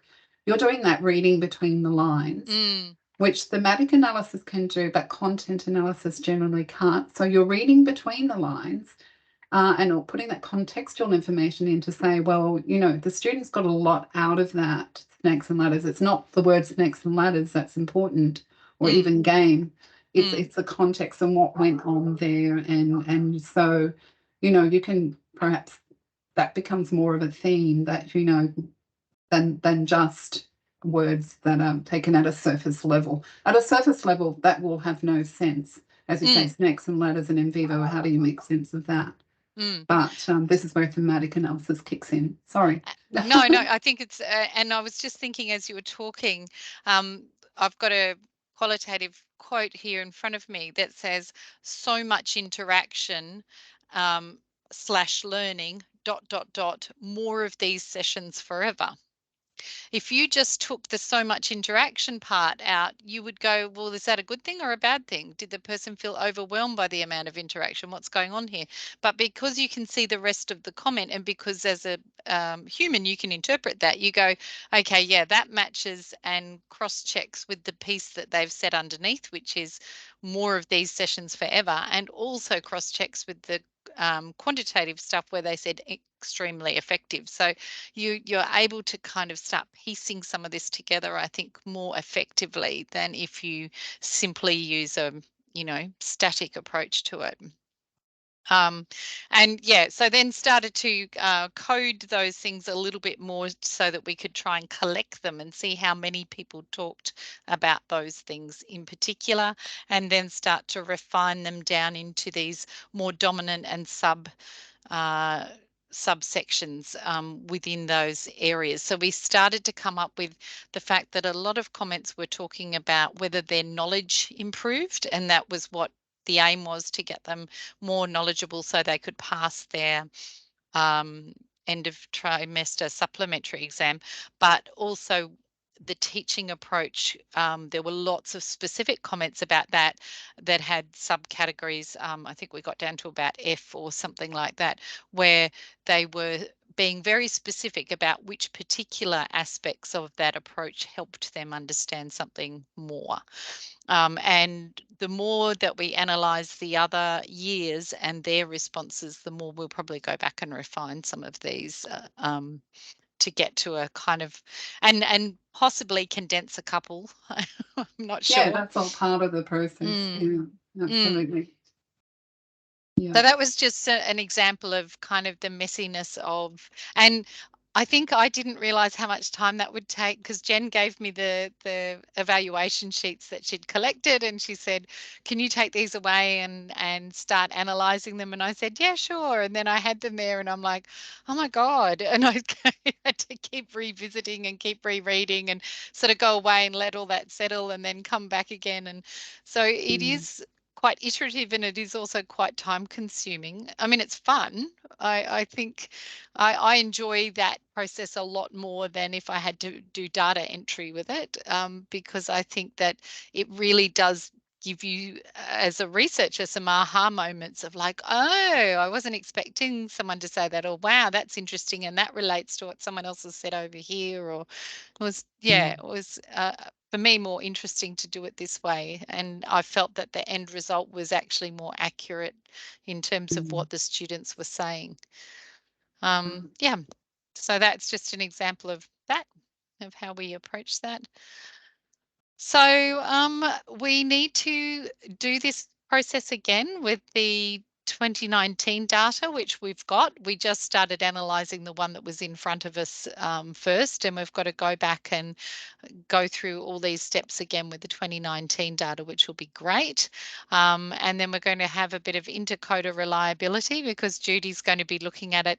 And the nice thing with that is that I was involved in some of the classes. Jen ran the whole thing, and Judy has come in afterwards. So what we're hoping is that independently we are going to obviously code and look at those results over time, but that will give us a bit more reliability in terms of saying, yes, we've found certain things to be constant.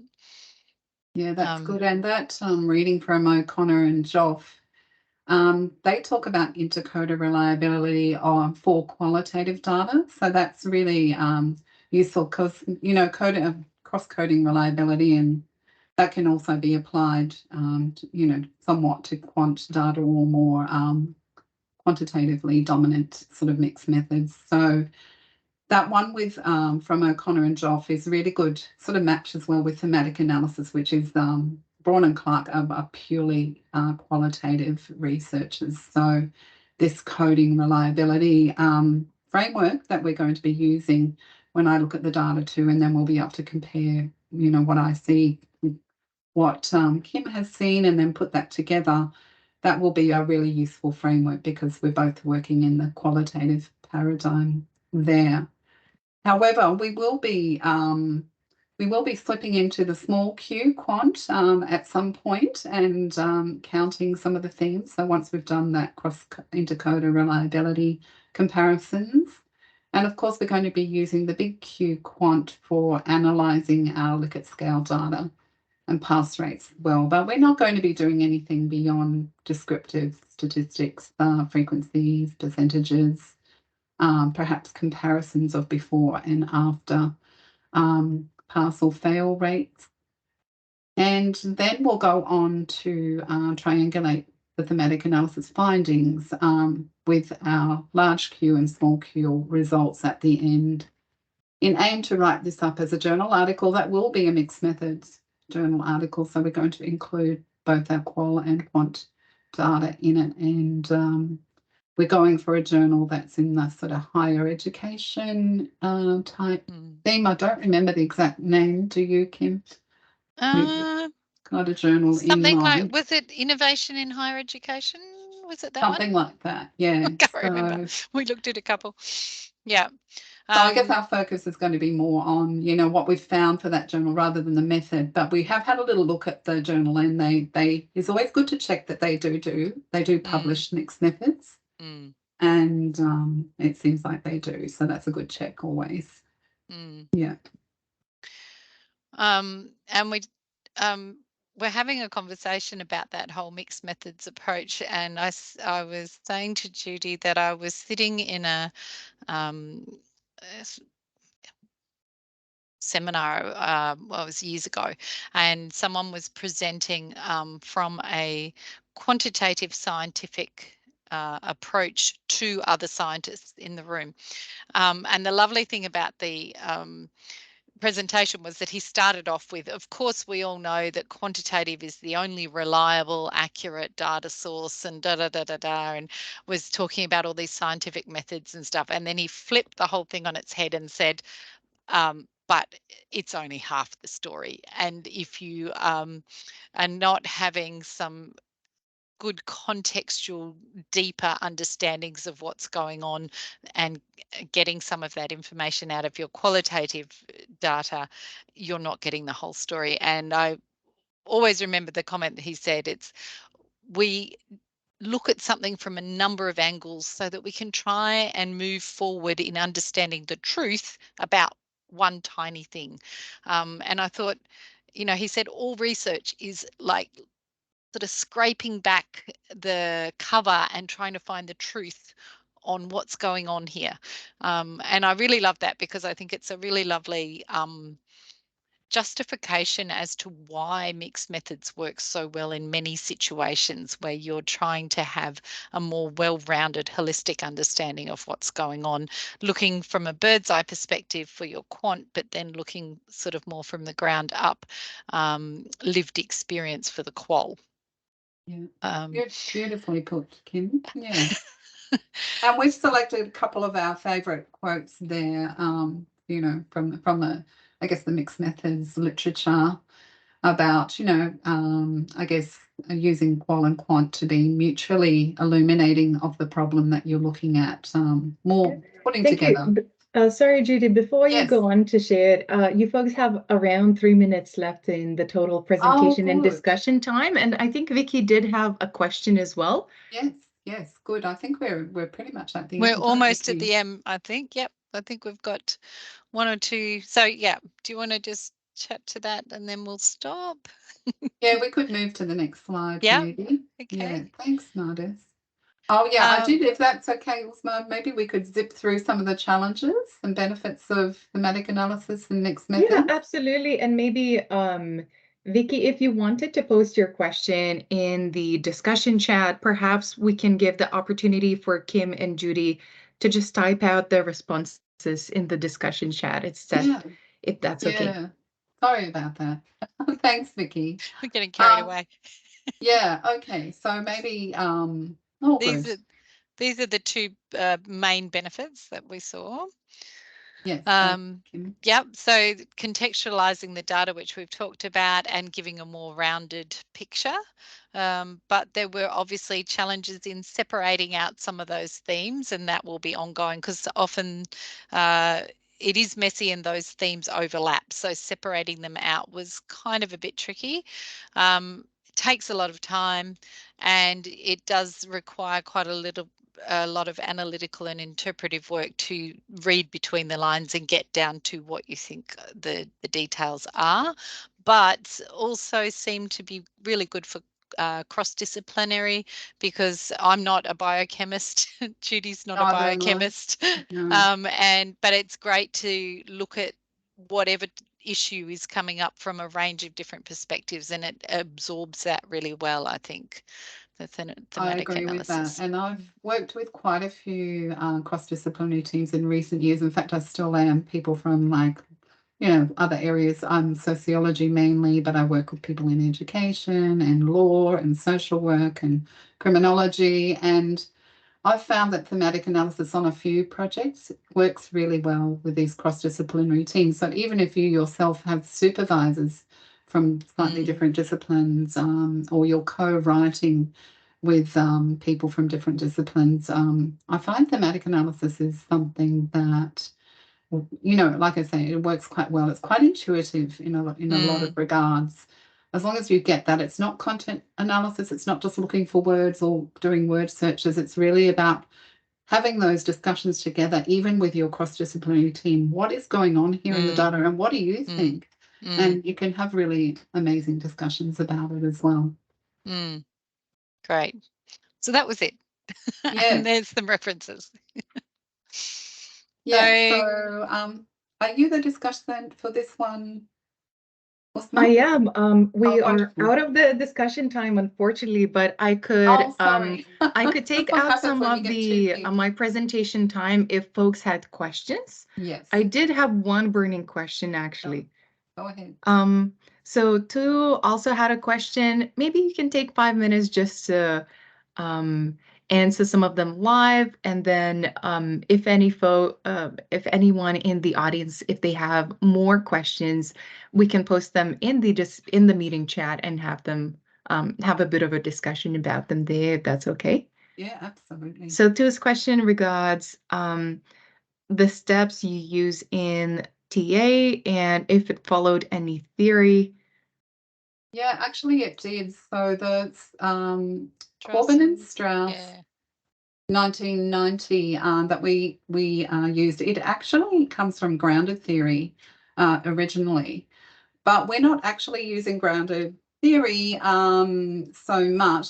We're not so much wedded to that, but what we found really useful was the steps of coding. And the reason why we haven't gone to the grounded theory is that in mixed methods, this is only my own personal sort of point of view, I don't think grounded theory works too well because it's purely inductive. So with mixed methods, you're using deductive and inductive processes with the qual and the quant. So yeah, so we have chosen, I guess, not to go with that theory but just to use their coding strategy and go with the psychological theory as our overarching, what was it called again? Self-determination theory. From psychology to really guide our thematic analysis. So I hope that answers that question. And that the Corbin and Strauss is very similar to Brown and Clark's, you know, so it's more kind condensed. of condensed. Yeah. Yeah. Yep. Great. Thank you. Good question. I'll take advantage of nobody having yet posted another question in the chat, and I'll jump in with my own question, just swoop in to take the time. I was really interested in why you chose the intercoder. I presume that you're doing the intercoder reliability for your TA from what you've described. I was interested in the motivations behind your choice. And I think that I shared an article by Brown and Clark in which they outlined 3 types of TA. So the first one is coding reliability approaches. Second one is reflexive approaches. And the third one is codebook approaches.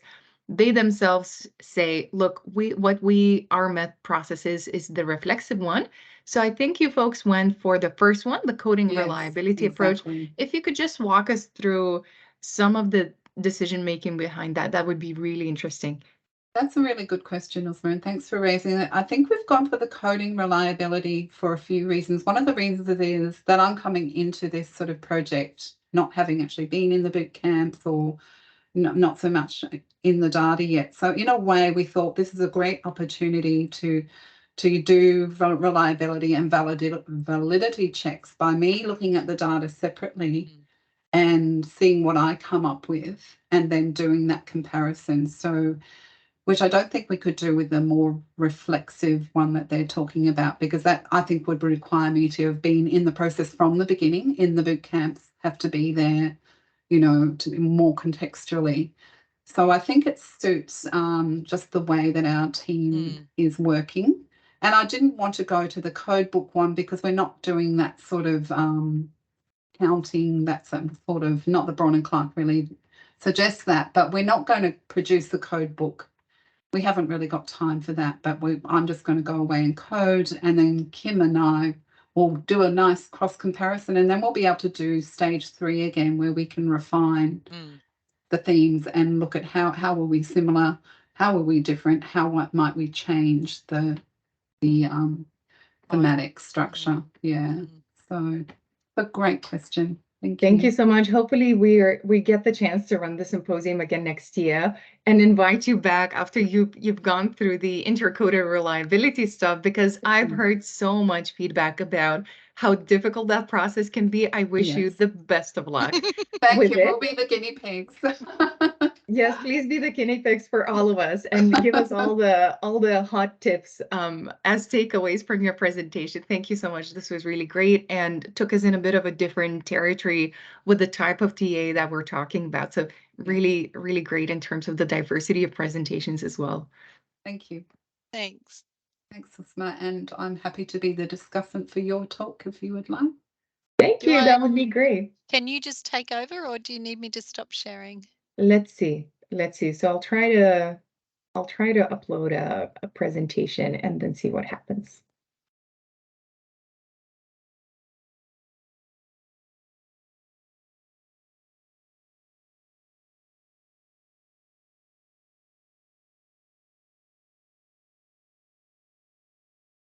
I think it might be working. Yep. Great. It worked. I can see my notes too. So thank you so much. It's I love this mini symposium. I feel like I'm really getting that bootcamp experience myself, feeling like this is a party, this is not a workshop.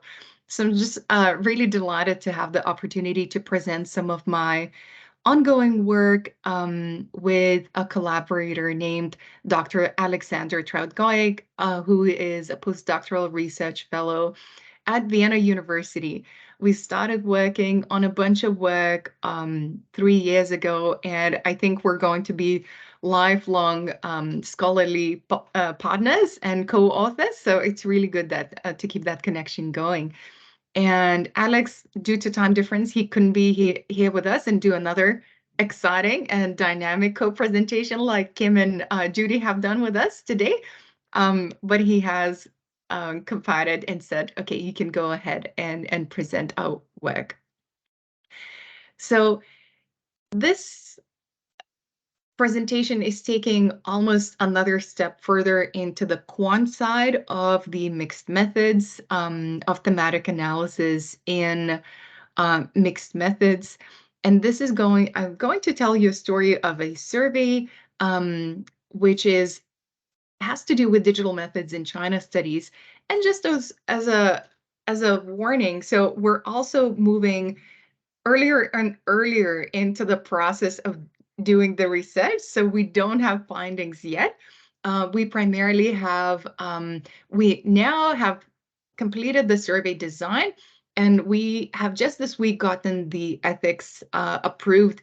I thought I might have some interesting results to share with you now when I put in this abstract, but not yet. And there's a story of that. Hopefully I get enough time to share that story with you folks and why that happened.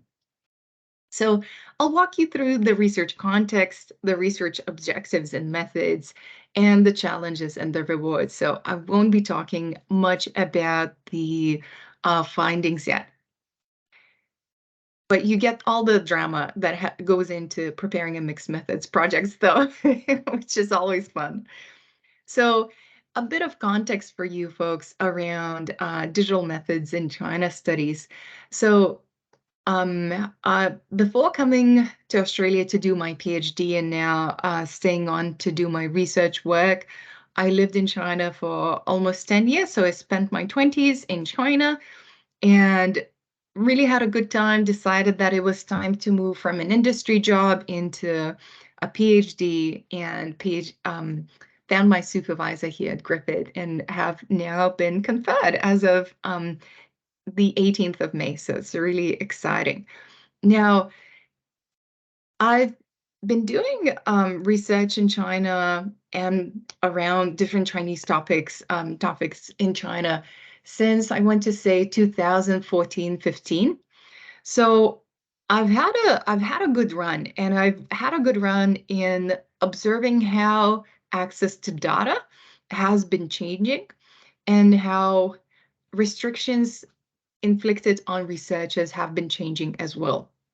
So in a nutshell, this is not meant to be a heavy political presentation, just a presentation about mixed methods. But just to give you a bit of context on what is happening is that over the past decade, there have been some sources of information in China that have become more accessible. So that's something quite positive. They've become more comprehensive, more centralized, and more accessible for research purposes. Unfortunately, there have been others that have been blocked or pacified. Look, you don't really hear the happy news stories in the media. You usually hear about the ones that are blocked. There are both, but the reality is that there are quite a few that are currently blocked as well. Now, the former trend, the happy positive trend, aligns with the Chinese government and the Chinese State Council, which is the highest administrative unit of the Chinese bureaucracy, and the reforms that they've undertaken to enhance the transparency of the government, particularly enhancing select aspects of government bureaucracy. So, if you wanted to know about crop yields and get all of that data, that's there for you to use. And for example, legal scholars have been able to access partial Chinese court records made public by China's Supreme People's Court, which has been really exciting for legal scholars. There have been also other government websites, such as Credit China, which you may have guessed it. This is the official website for the social credit system that has been constructed to enhance public accessibility of credit decisions and judgments. So you can actually go in and see the people who have been blacklisted or red listed, which means commended for how their credit stuff is going. Now, also, social scientists are able to use lots of openly available data, such as WeChat or the Douyin or TikTok accounts. Local government accounts are available. For example, I can go on a social media app, look up a local government police station coming from a crim background and see what they've been doing, what they've been engaging with. So these have been really helpful digital tools, and they've been used creatively by lots of social scientists. Now, unfortunately, there's a heavier side to doing such research. And look, here I just want to propose a forewarning. It is not the case that doing any kind of research in China is sensitive. It is not at all. If you want to, work on quantum computing, there's probably no better place for you to work on that than China. Or if you wanted to work on advanced math, again, probably China is a great place, and why not? Go and do your PhD in quantum computing there. You're going to have a great time. However, inside of China, there are topics that are quite sensitive, and then researchers based in China are restricted from publishing certain types of findings or even doing certain types of research. And that's usually the case for political science, of course, research that might be critiquing the government in an overtly clear way. And again, some political and social scientists are still finding ways to do that and not getting sacked from their jobs. Some of them are getting sacked, but that's a different story. Now, unfortunately, when we see Chinese students coming to Australia, we still have some concerns. We've had it, especially in the limestone universities, we've had folks talking about politically sensitive topics such as Taiwan and Hong Kong, and then being reported to the Chinese embassy. To be frank, universities in Australia still don't know what to do with that, and they have called on the government to kind of figure things out and give them tips on how to deal with what they've called foreign interference. So it's messy. I mean, doing research in China is messy, especially criminological, political, social sciencey stuff. Now, this very cute emoji here is meant to be a laptop, so feel free to laugh at me. This is the best I could do. I couldn't find a better emoji for a laptop, but just imagine, give me the benefit of that. So digital research methods really emerge as a potential solution for us to gather data in ways and do research, do really exciting, amazing research that can either, for example, if you're a foreigner doing research on China, maybe you can take on some of those more sensitive topics that folks with, parents in China and who might be based in China are not able to publish on.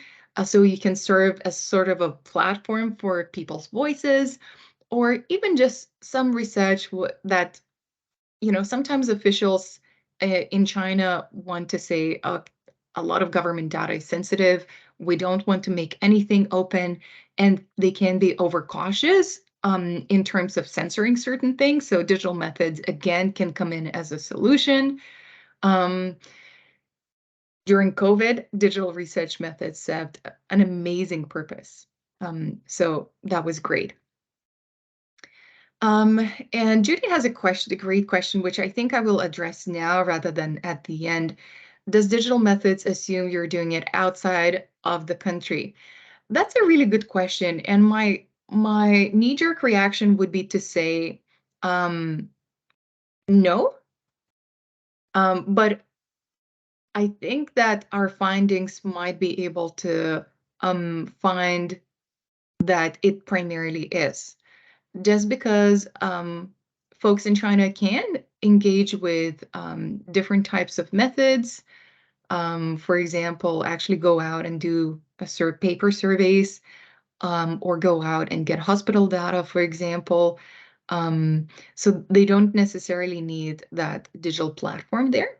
But also, for another reason, I presume it will depend on the findings. It may be so that when you're really digging, doing lots of web scraping and other things, you might find things that can be considered politically sensitive within China and therefore would not be published. So for these two reasons, I think that we will find that it is.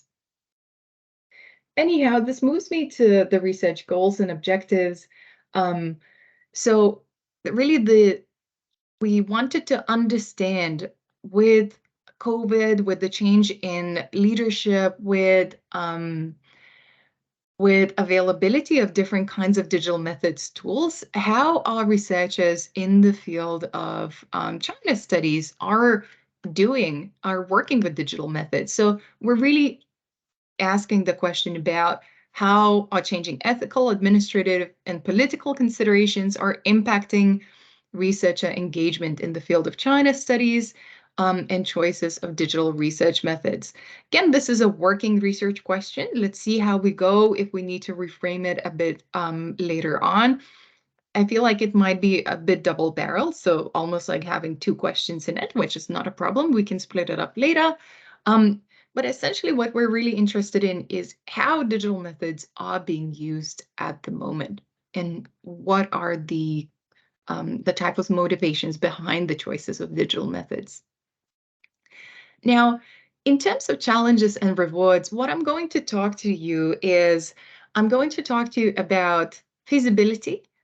So our considerations around feasibility and the different kind of choices that we made and didn't make in designing the methods for this project and for this answering this really important and really exciting research question. I'll talk about the survey peer review. So as I'm now at the University of Charleston, and they have this formalized process called peer review for the survey itself, which was very useful. But we also, apart from that, we engaged another 3 reviewers for the survey, just because it was a bit of a new Me and Alex are more qualitative leaning researchers. We're very comfortable with TA. And here we wanted to embrace a bit more of that quant aspect to the survey. So I'll talk about the experiences of the peer review. And this was one of the times where I felt that I really needed to fight for mixed methods. I really needed to fight to keep the TA in it. And we did end up with actually just one question, but we feel that this is the most relevant question to our research question within the survey that's open-ended. And we're confident that, if people do end up filling that in, that it's going to derive the most value for our research. And if I have time, I'll walk you through ethics. If not, I'll just walk you through the feasibility and survey peer review. So in the beginning, so overall, we're working with the very Creswellian set type of research designs. We made this choice because survey research is quite new to both me and Alex, and we just wanted that structure of Creswell telling us what to do. Look, just do this, and this is how you can think about the research methods and mixing them. So our early plan was a bit more ambitious. We thought we're going to do an explanatory sequential research design. So starting with quantitative data and namely surveys, sending those out, then locating a few key trends within that data and a few key findings, and then following those up with qualitative data collection and analysis. Now, this is not funded research, and this is something that we have to keep in mind. So we're willing to invest our own time into this. As postdoctoral researchers, we do have a bit more research time, and we can be a bit more creative. But we also had to really think about the feasibility of this, because this is not a PhD. We don't have multiple years to conduct this project.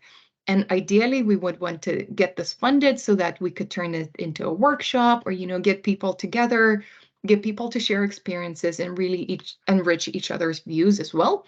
There's some amazing researchers in Australia and in Europe as well. And we have the capacity to invite researchers from China and here too. So that would be really exciting to get some funding. And feasibility was an important aspect, an important consideration for that. So we opted out for a concurrent design rather than a sequential one. Now, what you see at the bottom is that we've actually opted for quantitative data as our key part of the survey, and then embedding qualitative data embedding it or nesting it is called an embedded design or a nested design. Embedding that qualitative aspect, the thematic analysis aspect into the survey, right? And then interpreting those results. What this means for us, it means that we have one process of a survey to send out, and we're really cautious and really careful about setting up the question in a way where respondents would have to type, even if they didn't want to type anything up into the open-ended question at the end, they at least had to put in a letter to be able to proceed and finish the survey. So we're hoping that it's going to prompt them to complete the survey and complete the open-ended question too. So some of the challenges of the peer review. So this is where I've had to fight for my choices. So this is an amazing researcher who does a lot of survey-based research in China. And he actually is Chinese, travels back to China, is based in the US, and has like 20 publications, survey-based publications, right? The feedback that we got from this researcher was really quite anti-qual. So he said that, look, three open-ended questions are too much. This is a quant survey. This is too broad for a survey like this.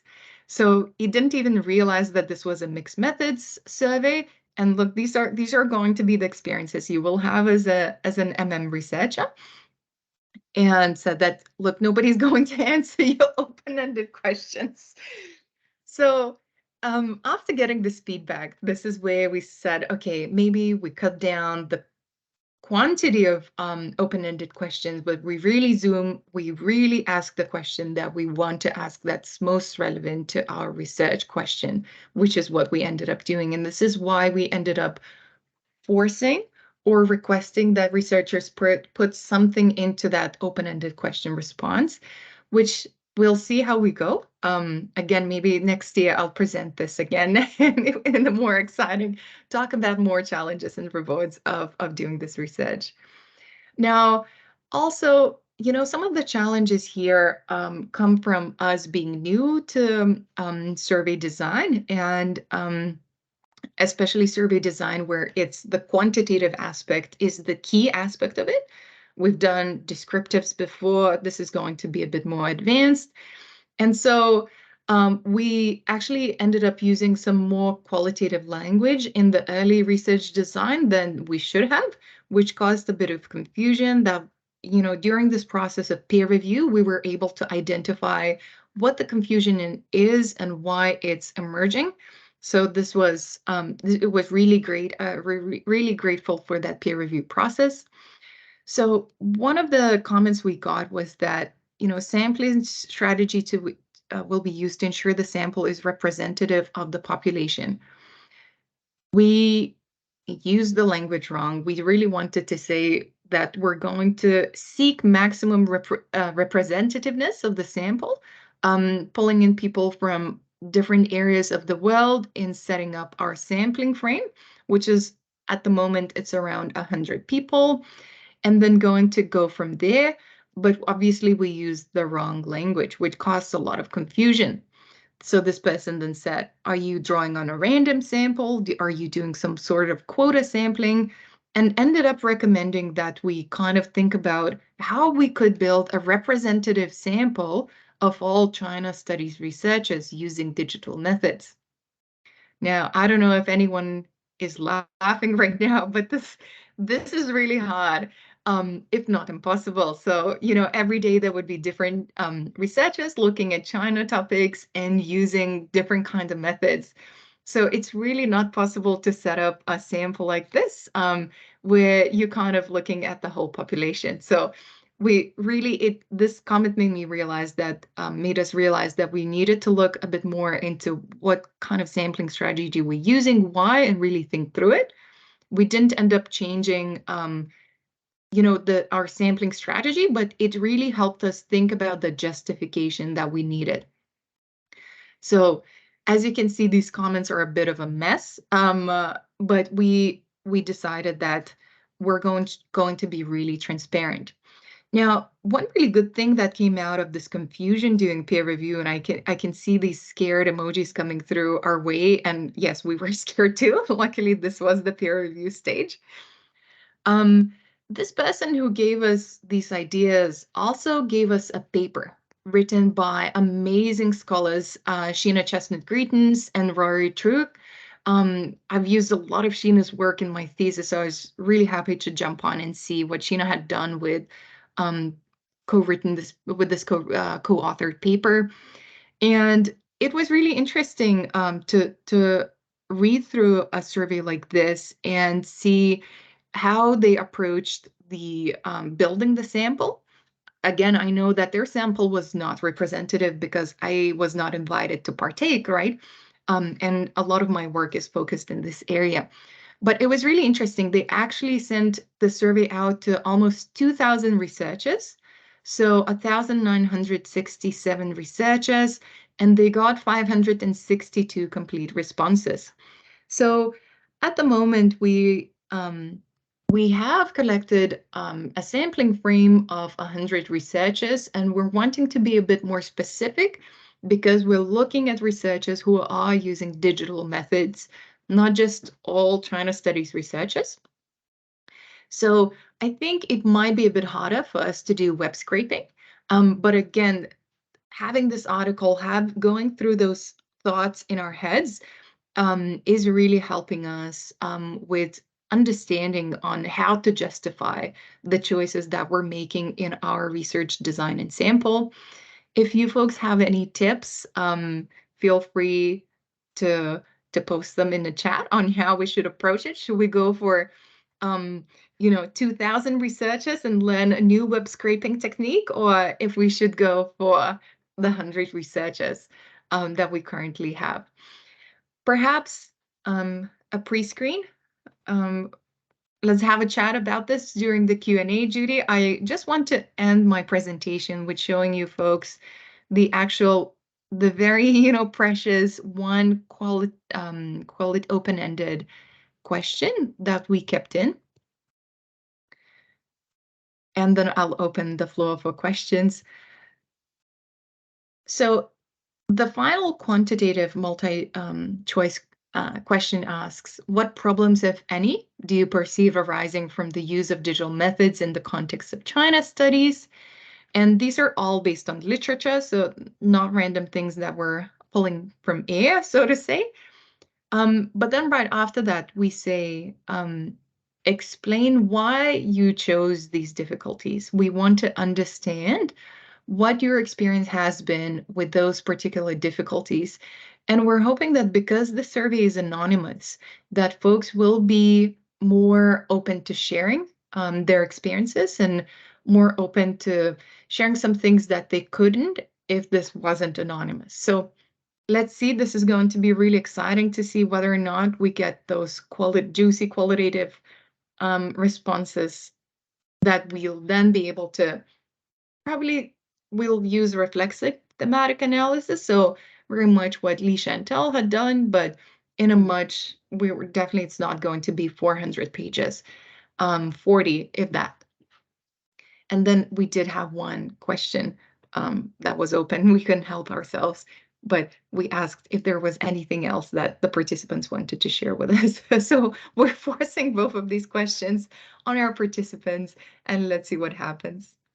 All right, folks, this is my presentation. My dear Judy, if you have any questions or tips also in how to deal with that, our sampling frame problem, feel free. Now is your chance. Thanks. Let's show our appreciation to Uzma's talk. That was just so interesting. Once again, we've just got such interesting topics today. And I think, I don't know how the participants watching today, and feel free to post some questions or raise your hand.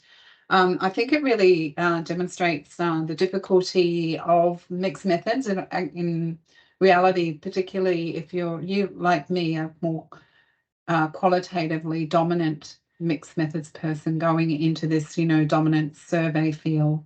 So you're going to come across, all this language that is very, very quanti, and it's just not going to apply in a mixed method study. You're not going to be doing randomized trials or anything like that.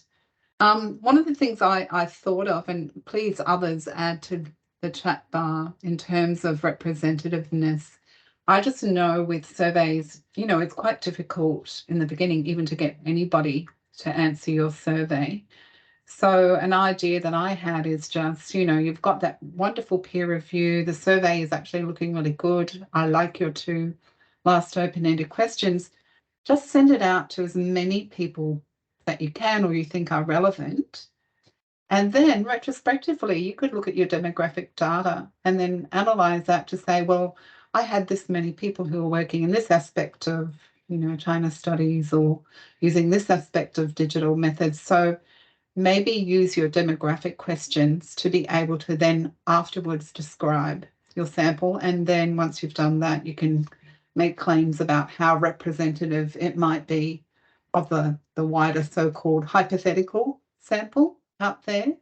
That's what I would do. But if others have other ideas, please put them in chat. That's just Thank one you, Judy. idea. And the reason why we're not too worried about this is, whenever you depart on any kind of research projects, it's never a straight road. You're going to encounter some challenges. Yeah. And with mixed methods, sometimes you have double the challenges or triple the challenges. Yeah. So we're coming into this with a very positive and open mind frame in saying, look, we can always put in a request to change our ethics and put in a variation request for the ethics if we need to. That's not going to be a problem. If we start this project and we see that, you know, we're just not getting the data that we want and we need to expand the sampling frame, or if we actually need to do some web scraping to get people's names on the survey list. But this is a really good idea to also just look at the retrospectively look at the demographics and use that as well to describe the sample. Yeah, I that's think great. that would be easier because this is going to be really hard to, do it any other way, I would think.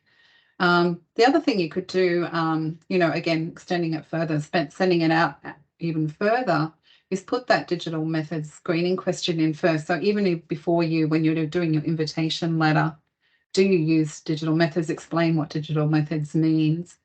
And in the email, have the link to the survey. And if they say, no, I don't, well, then you don't want those people answering your survey. So some sort of screening mechanism you guys could come up with might be another way, so you actually really get those sort of people. And the way we've actually dealt with it in a different way, let me show you. So of course, we have the participant sheet that's there. Look, it's always quite long, and okay, great. I mean, folks do read it, but we really wanted to make sure that it's really clear. So we have it as part of the survey, actually. So we say, look, we refer to digital research methods as research methods that enable online data collection. So we define them all throughout the survey. I think we might have also done it twice. Yes, Great. so we do it Got again. all of those. Yeah, fantastic. So in a way, that's that screener. You've done that screening work already by looks. Yeah.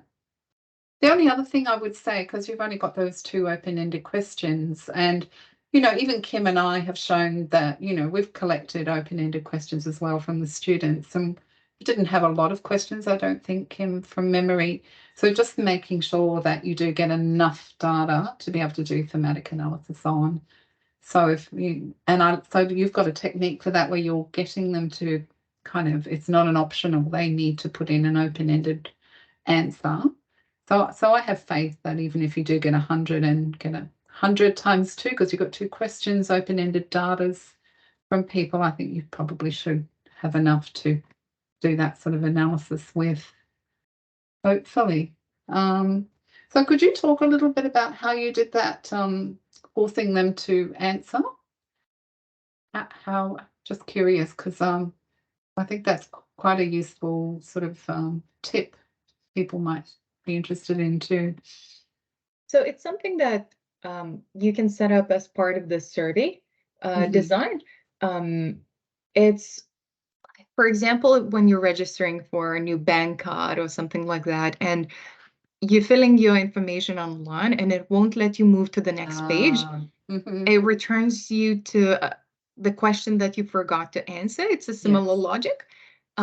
So this question is noted as a mandatory question, and unless it's answered, you can't move on and finish the survey.